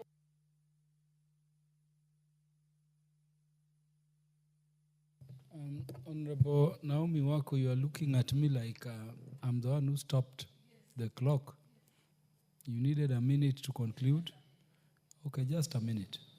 You want a minute or two? Thank you, Honorable Speaker. Do you want a minute or two? 2 minutes will be okay. I give you 2 minutes because of your position in Parliament. Thank you, Honorable Speaker. So, in conclusion, I want to urge our government to deploy more security team there, to invest and do enough. We can disarm, we can collect all the weapons that are there illegally so that people can, just take care of themselves and their animals, and also invest so that our people can enjoy their life just as the other Kenyans are doing. Every life is important. The life of a child in Baringo, the life of a child in Marsabit, the life of a child in Turkana is as important as the life of any other child in Nairobi and any other place. Thank you, Honorable Speaker, and I support. The Honorable Caroline Ngelichei, the County MP for Elgeyo Marakwet. Shukran, Bwana Spika, kwa kunipa fursa nichangie. Mr. Speaker, mimi nataka kushukuru kamati ya security ambayo walichukua hiyo jukumu ya kutembea katika kaunti zote 6 za ambazo ziko katika Kerio Valley ili kupata haswa kujipatia katika huko mashinani na kugundua ni nini kinachoendelea. Unajua mara mingi Mr. Speaker, unapotegemea wanasiasa, kila mtu ataegemea upande wake. Utakapompata mwanasiasa kutoka West Pokot, atakwambia wao hawana makosa, ni wale counties ambayo wana wazingira ndio wako na makosa. Utakapopata mwanasiasa kama mimi kutoka Elgeyo Marakwet, nitasema sisi ni weupe kama pamba, lakini wale majirani yetu ndio wabaya. Mr. Speaker, ninapokuambia, tunapoongea hivi, Mr. Speaker, tumesumbuliwa sana na hiyo jambo la kigaidi ya banditry, amna wale watu wa kuiba mifugo. Mr. Speaker, hawana tofauti yoyote na magaidi ambayo kwa kimombo wanaitwa terrorist, kwa sababu wanakuja kwenye ardhi ya wenyewe, wanahamisha wenyeji, wanachukua mali zao, wanaharibu mali zao, kuwaua bila huruma, Mr. Speaker. Na mimi nataka kusema hivi, kuna kitu ambayo imetusumbua kwa muda mrefu. Hii jambo mara nyingi watu wanaposikiza wanasema viongozi, enendeni mkaketi chini, mkazungumze. Imeanza muda mrefu sana. Ukikanyaga ardhi ya Elgeyo Marakwet, uliza Murkutwa massacre ni nini? Hiyo massacre ni kuna siku nafikiri ilikuwa tarehe ngapi, March mwaka wa 2000, wagaidi zaidi ya 3,000 kutoka Pokot walivamia kijiji inaitwa Murkutwa katika Elgeyo Marakwet, wakaua watu zaidi ya 50, wakachoma boma zaidi ya 300 na wakaiba mifugo zaidi ya 2,000. Mr. Speaker, imekuwa kidonda sugu ambayo wale watoto wadogo wanapokuwa wanajua kuwa kuna kitu ambaye ni priority kwa hii area. Watu wanavamiana, watu wanauana. Kenya nataka kusema Mr. Speaker, isipokuwa serikali inajaribu, mimi nataka kuomba ile kitu ambaye Mheshimiwa Maklab kutoka Baringo North amesema, disarmament. Watu watolewe silaha katika mikononi mwao. Whether kuna vita ama hakuna vita, wakati wa amani, wakati wa vita, serikali ifanye jukumu kuhakikisha kuwa hakuna mwananchi ambaye anabakia na silaha katika mkono yao. Sababu ni hii, anatumia hiyo silaha kufanyia nini? Mtu anapokuwa na miliki ya bunduki ama risasi katika chumbani kwake, anataka alafu afanyie nini? Hauwezi tumia bunduki ama risasi kuchunga ng'ombe, hauwezi tumia kufanya jambo lingine lile lolote. Inamaanisha wewe uko katika preparation ama wewe uko tayari kila saa kuua mwingine. Mr. Speaker, huyu mtu ametuangaisha. Tumelia vya kutosha. Na hata mimi nataka kushukuru serikali ya Mheshimiwa Ruto kwa sababu tangu waingie tumeongezewa NPR, wale walinzi wa raia ambao wanalinda wengine, wameongeza askari wa jeshi, wameongeza askari wale wa GSU. Na ukitaka kujua hasara ambayo hii wizi ya mifugo imeleta katika Kenya, kumbuka ule mkuu wa majeshi alikufa akienda kuangalia ama kutizama wanajeshi wake ambao wako katika hiyo area. Na kwa kawaida Mr. Speaker, wanajeshi hawakai ndani ya nchi, wanakaa kuchunga ile mipaka zetu na watu wa nchi za jirani. Lakini ilimebidi wawekwe ndani ya nchi ili kulinda huyu mtu mmoja. Na Mr. Speaker, ifahamike kuwa tunapoita wagaidi ama wawizi wa mifugo si jamii, ni mtu mmoja mmoja katika hiyo jamii, ni individual, hawasimamii jamii mzima. Usije ukadanganyika kuwa jamii fulani Mr. Speaker ni wagaidi, inakuwa wananchi wachache ambayo wanajulikana. So ombi langu mimi Mr. Speaker ni serikali ifanye proper disarmament. Imepatia serikali hasara. Mimi naweza kuongea kuhusu Kerio Valley upande wa Elgeyo Marakwet County. Na kwa hii Jumamosi nimekuwa Chesuman location ambayo iko Kerio Valley, iko Aror, nikaenda Tunyo, nikaenda Chepkum, nikaenda Aror kwenyewe, nikaenda Niwai katika Aror location. Wananchi kile wanaoomba ni mwisho wa hii wizi wa mifugo. Huko tuko na ardhi nzuri sana, iko na rutuba nyingi sana, inaweza lisha Kenya mzima, lakini tutafanya aje hayo yote na huyu mtu anaitwa terrorist ambaye ni bandit? Na Mr. Speaker, nafikiri tunabidi kubadilisha sheria ili kila mtu atakayepatikana katika hiyo bonde la Kerio. 1 minute umalize. 2 Mr. Speaker. Dakika 2. No, dakika 1. Haya sawa. Mimi ninaomba tu ili yule gaidi ama yule mtu ambaye amefanya watu waame kwao, amefanya vijana wadogo badala ya kukuja kutafuta riziki ama kutafuta maisha ya jamii yao kama wengine hapa Nairobi, Eldoret na vijiji vingine na jiji zingine zile, wamesalia nyumbani kwa sababu hawawezi waacha mama zao bila ulinzi, hawawezi waacha jamii zao vile walivyo. Mimi Mr. Speaker, ninapoona mtu yote katika bonde la Kerio akinipigia simu, especially kama haijafika muda wa saa 6 mchana, ninakuanga na hofu sana moyoni mwangu kwa sababu nashangaa ni uvamizi imefanyika ama ni jambo gani. So Mr. Speaker, ninaposhukuru kamati ambaye mimi pia ni mmoja wao na nilitembea kwa hizo counties yote, mimi nataka bado kusisitiza serikali ipate kukaza, ipate kukaza kwa sababu tunapoteza rasilimali mingi. Hao watu wanaweza fanya maendeleo mengi, wanaweza panda, wanaweza lisha Kenya mzima na pia pale. Asante sana Mheshimiwa Caroline Ngelichei. Sasa tutapatia nafasi Mheshimiwa Meja Bashir. Thank you, Honorable Speaker, for giving me this opportunity. First and foremost, I want to thank the committee for bringing out a detailed report, actually an inquiry report, on the insecurity in the North Rift, comprising amongst the 6 counties.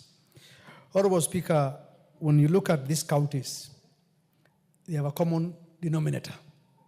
Together with the others in the larger northern Kenya, they are pastoralist in nature.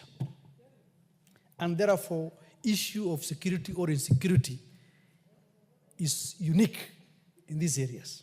It cannot be dealt with the same way it can be dealt with in urban areas. How unique it is, you can attest to the fact that when these communities or issues of insecurity happen in those areas, you hear the government or other actors saying, leaders, elders, ABCD, to do this, ABCD. You don't hear that when there are insecurity issues in Nairobi. There are issues in Homa Bay, for example. You have not heard of saying, Honorable Kaluma, with all due respect, and others, to be told, I've been asked, what is happening? What is happening? That also tells you that these areas and these communities are unique. And therefore, there must be a unique solution to the problem. I've operated in these areas when I was serving in the military, all these counties. Up to now, we still talk about operational areas, military conducting operations, police conducting operations. We have never learned lessons. So we are doing the same thing, expecting same results. What is the underlying factor here? It is socio-economic factors over the years. If these things will have been addressed in these pastoral areas, these things will have been actually reduced drastically. But it's not. The same thing is happening in northern Kenya, the counties of northeastern and the whole of northern. The socio-economic factors contribute to the issue of lawlessness. There's no presence of government. When we keep on talking about that, please give us administrative units, people are wondering, why do they need it? But because the place is so unique, it requires unique solutions. In fact, this committee should have also recommended that, look, when these areas ask for administrative units, please give them in large numbers, in bulk. Reduce from other places which don't require these things and give it to them.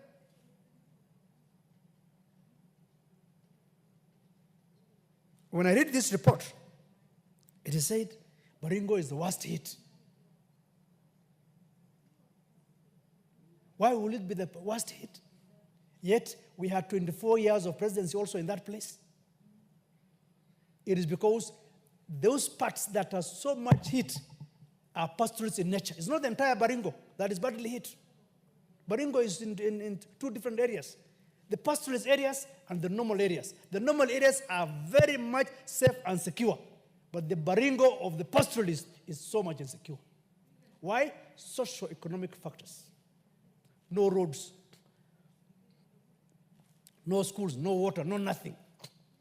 Yet you want to see how to eradicate insecurity in this place. You'll just be going round. I was there. 1999, 2000, 2001, 2002, 2003. Honorable Raso was with me in the military. We worked together. We will be continuing going round like this unless we have unique solutions to this problem. What is the solution to this place? It is the communities themselves to sit down and say, enough is enough. But with the government support, make roads for these people, build schools, give them water, they will settle. And if it happens in a certain place, the police cannot reach because there's no road. In Northeastern, we're talking about Al-Shabaab menace. Why? Because there's no road. If the road from Garissa to Mandera is made tarmac, I can tell you 80% of insecurity in those places will be resolved. Al-Shabaab issue will be a thing of the past. It's not going to happen. So as I look at the reports, well detailed, but who will implement? Will it just go to the dustbin, to the folders, and just be kept? No. We want the government to look at this thing.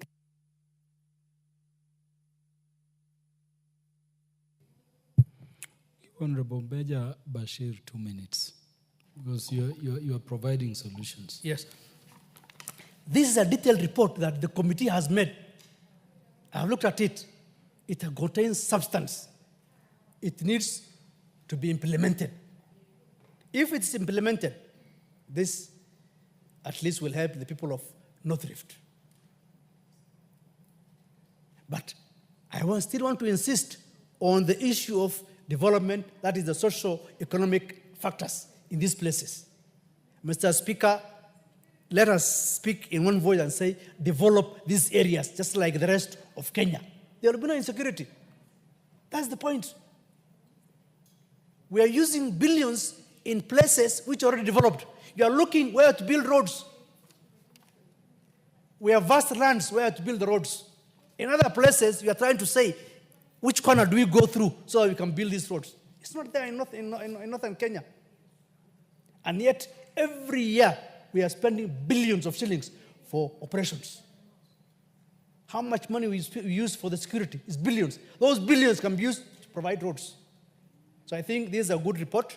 I will urge the government and the institutions concerned to fast-track the implementation and ensure that insecurity is something of the past in North Rift and the entire northern Kenya. We have issues of Al-Shabaab right now, menacing in Northeastern. We are unable to deal with it. 20 years down the line, we still have Al-Shabaab issues.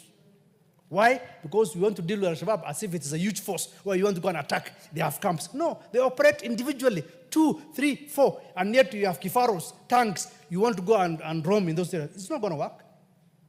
Let's think outside the box and look at how do we deal with these issues.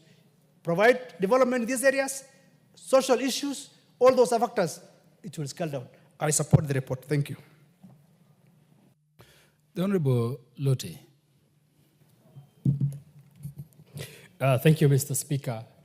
I first of all want to take this opportunity to thank the committee for such a detailed report of the insecurity situation in the North Rift region.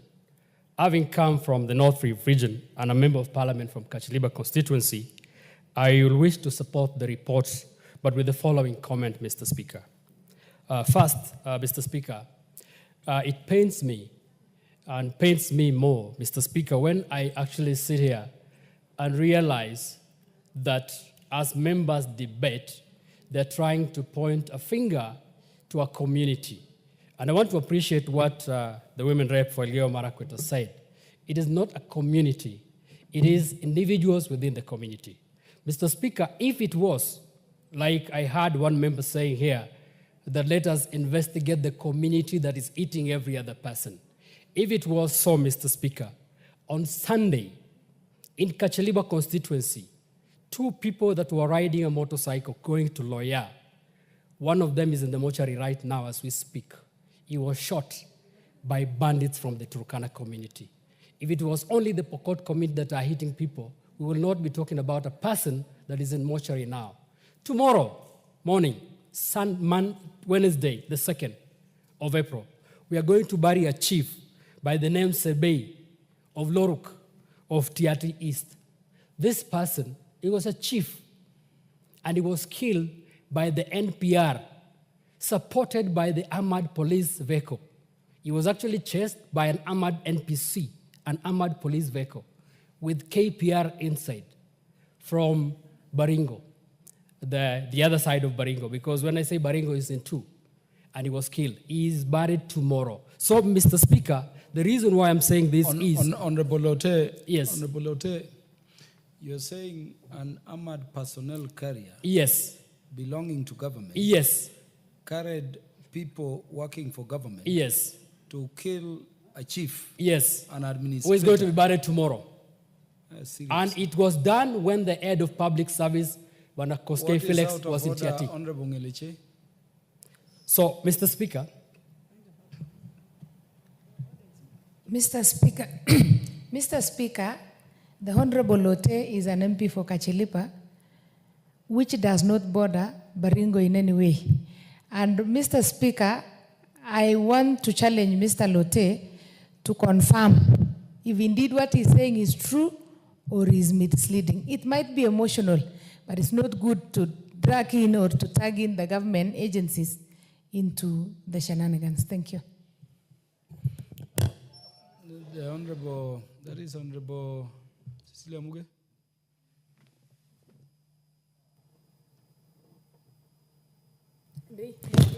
Thank you, Honorable Speaker. I would also want to ask the Honorable Member Lote, Honorable Speaker, to substantiate the claims because they are heavy, Honorable Speaker. Because if that is honestly the truth of the matter, we should be in a court, Honorable Speaker, because clearly the perpetrators are known. So, Honorable Speaker, if he can substantiate, the better. If he cannot, Honorable Speaker, then I think it's only fair that he withdraws. Yeah, Honorable Lote, the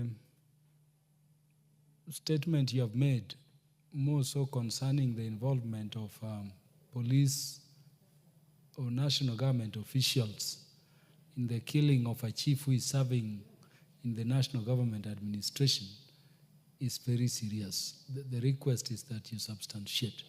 Mr. Speaker, tomorrow we're going to bury the chief. And tomorrow is Wednesday, the 2nd.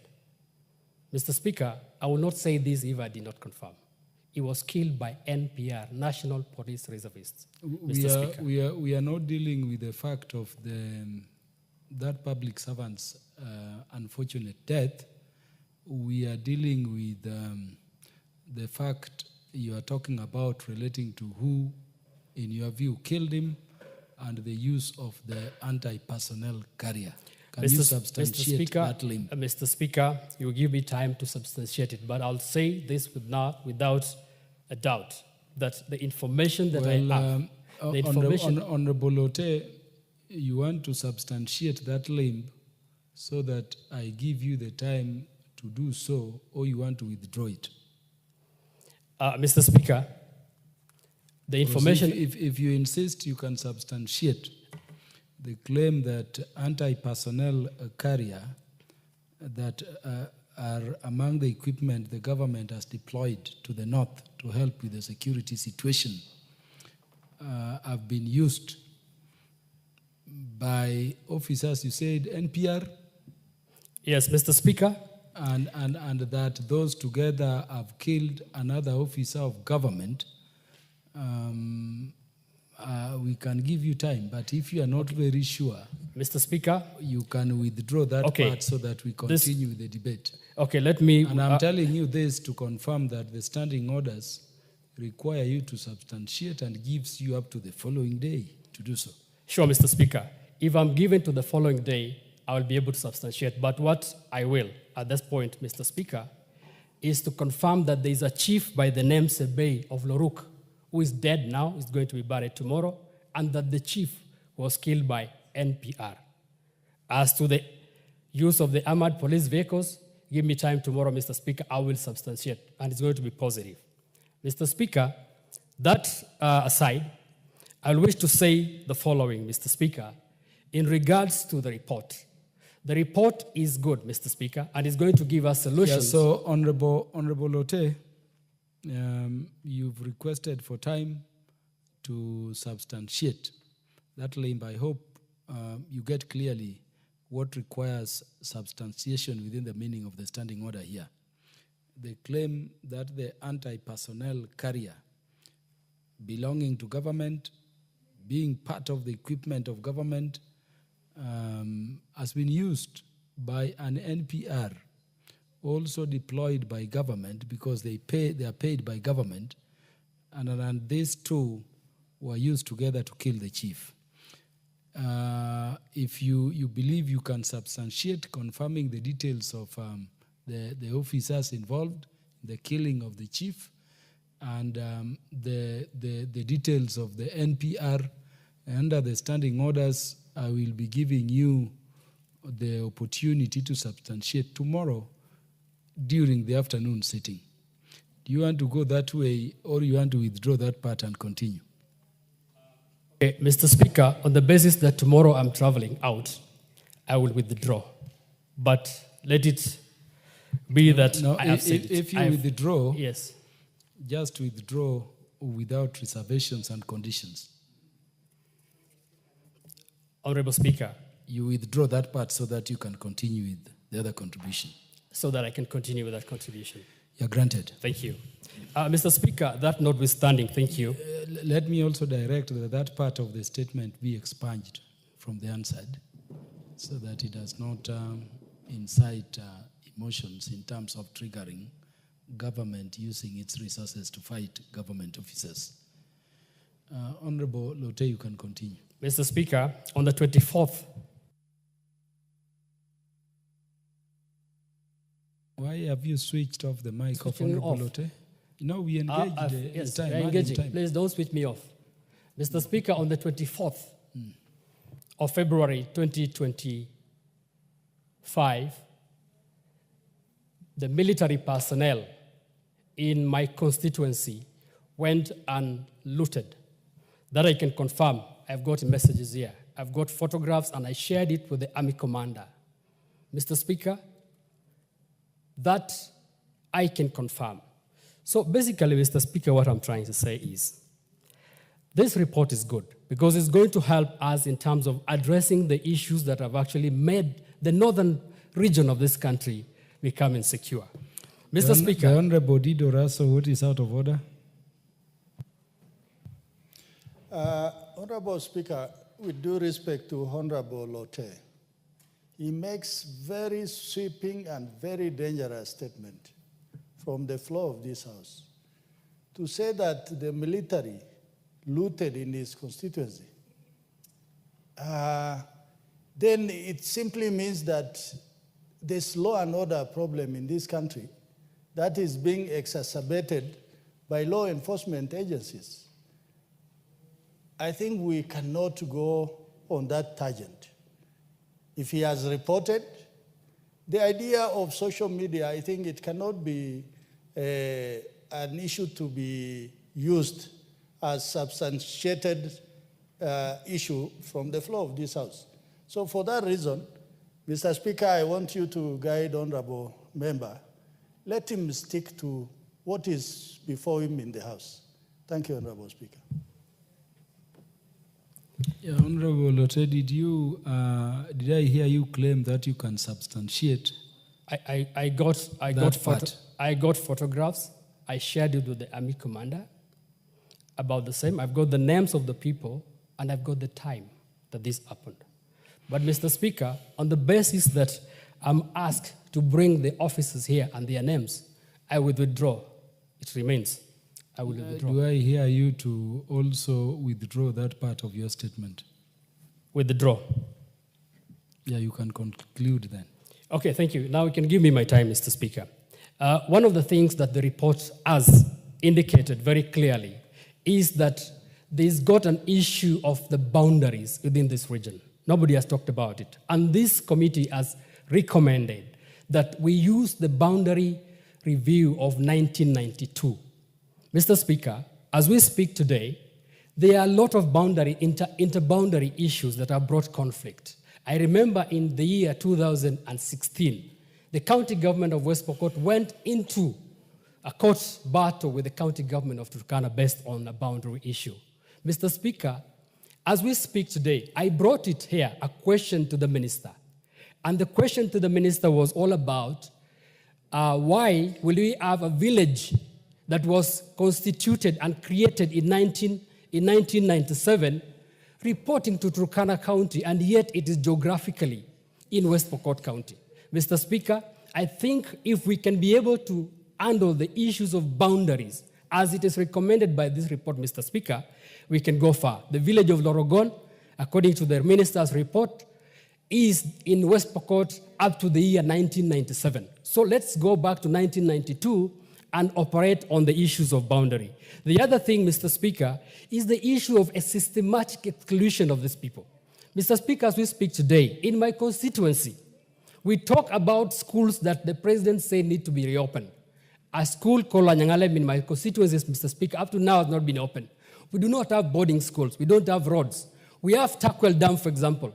That dam is only serving the national interest of generating electricity. But nobody has even bothered to use that water to supply to the communities, because one of the reasons the report says is that there is conflict based on water.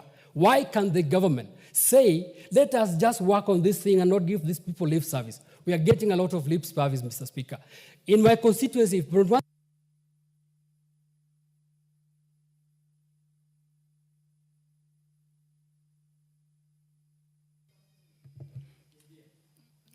how long do you need to? Yeah, give Honorable Lote 1 minute again. I'll cut it to 1 minute, Mr. Speaker, because of the systematic exclusion.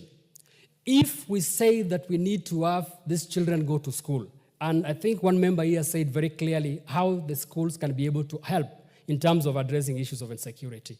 Mr. Speaker, we need boarding schools. We do not need day schools. You cannot tell a child in a place called in my constituency to walk for 3 kilometers to a school passing through an insecure place. That is basically telling this kid that you do not need to go to school. Mr. Speaker, if the government is serious, let the government invest in boarding schools in all the marginalized areas of the North Rift. Finally, Mr. Speaker, the NPR issues. NPR issues has become a darling of many of these places from the North Rift. If you go, Mr. Speaker, to my constituency, 180 kilometers of international border, you do not find any single military man of Kenya. It is only the NPR that take care of this country. Mr. Speaker, I will wish that the government take advantage and ensure that NPR are not only given guns, but they are also trained and they are also taken care of in terms of how they are trained and how they are taken care of. Mr. Speaker, if we only give people guns, we want to ensure that we appease our communities. Honorable Lote, we have given you a lot of time because of the important matters you're raising. And honorable members, this is a very emotive debate. I believe it will be continued tomorrow. Please be here so that we can get solutions around it. I don't know any given time I've had occasion to meet the president when he has never raised how the issue as to how Parliament can help him solve the issue of insecurity in the North. And this being his region, let us be here to provide solution and bring this insecurity in the North to the end. Honorable members, the time being 7:07 p.m., this House stands adjourned until Wednesday, the second day of April 2025 at 9:30 a.m.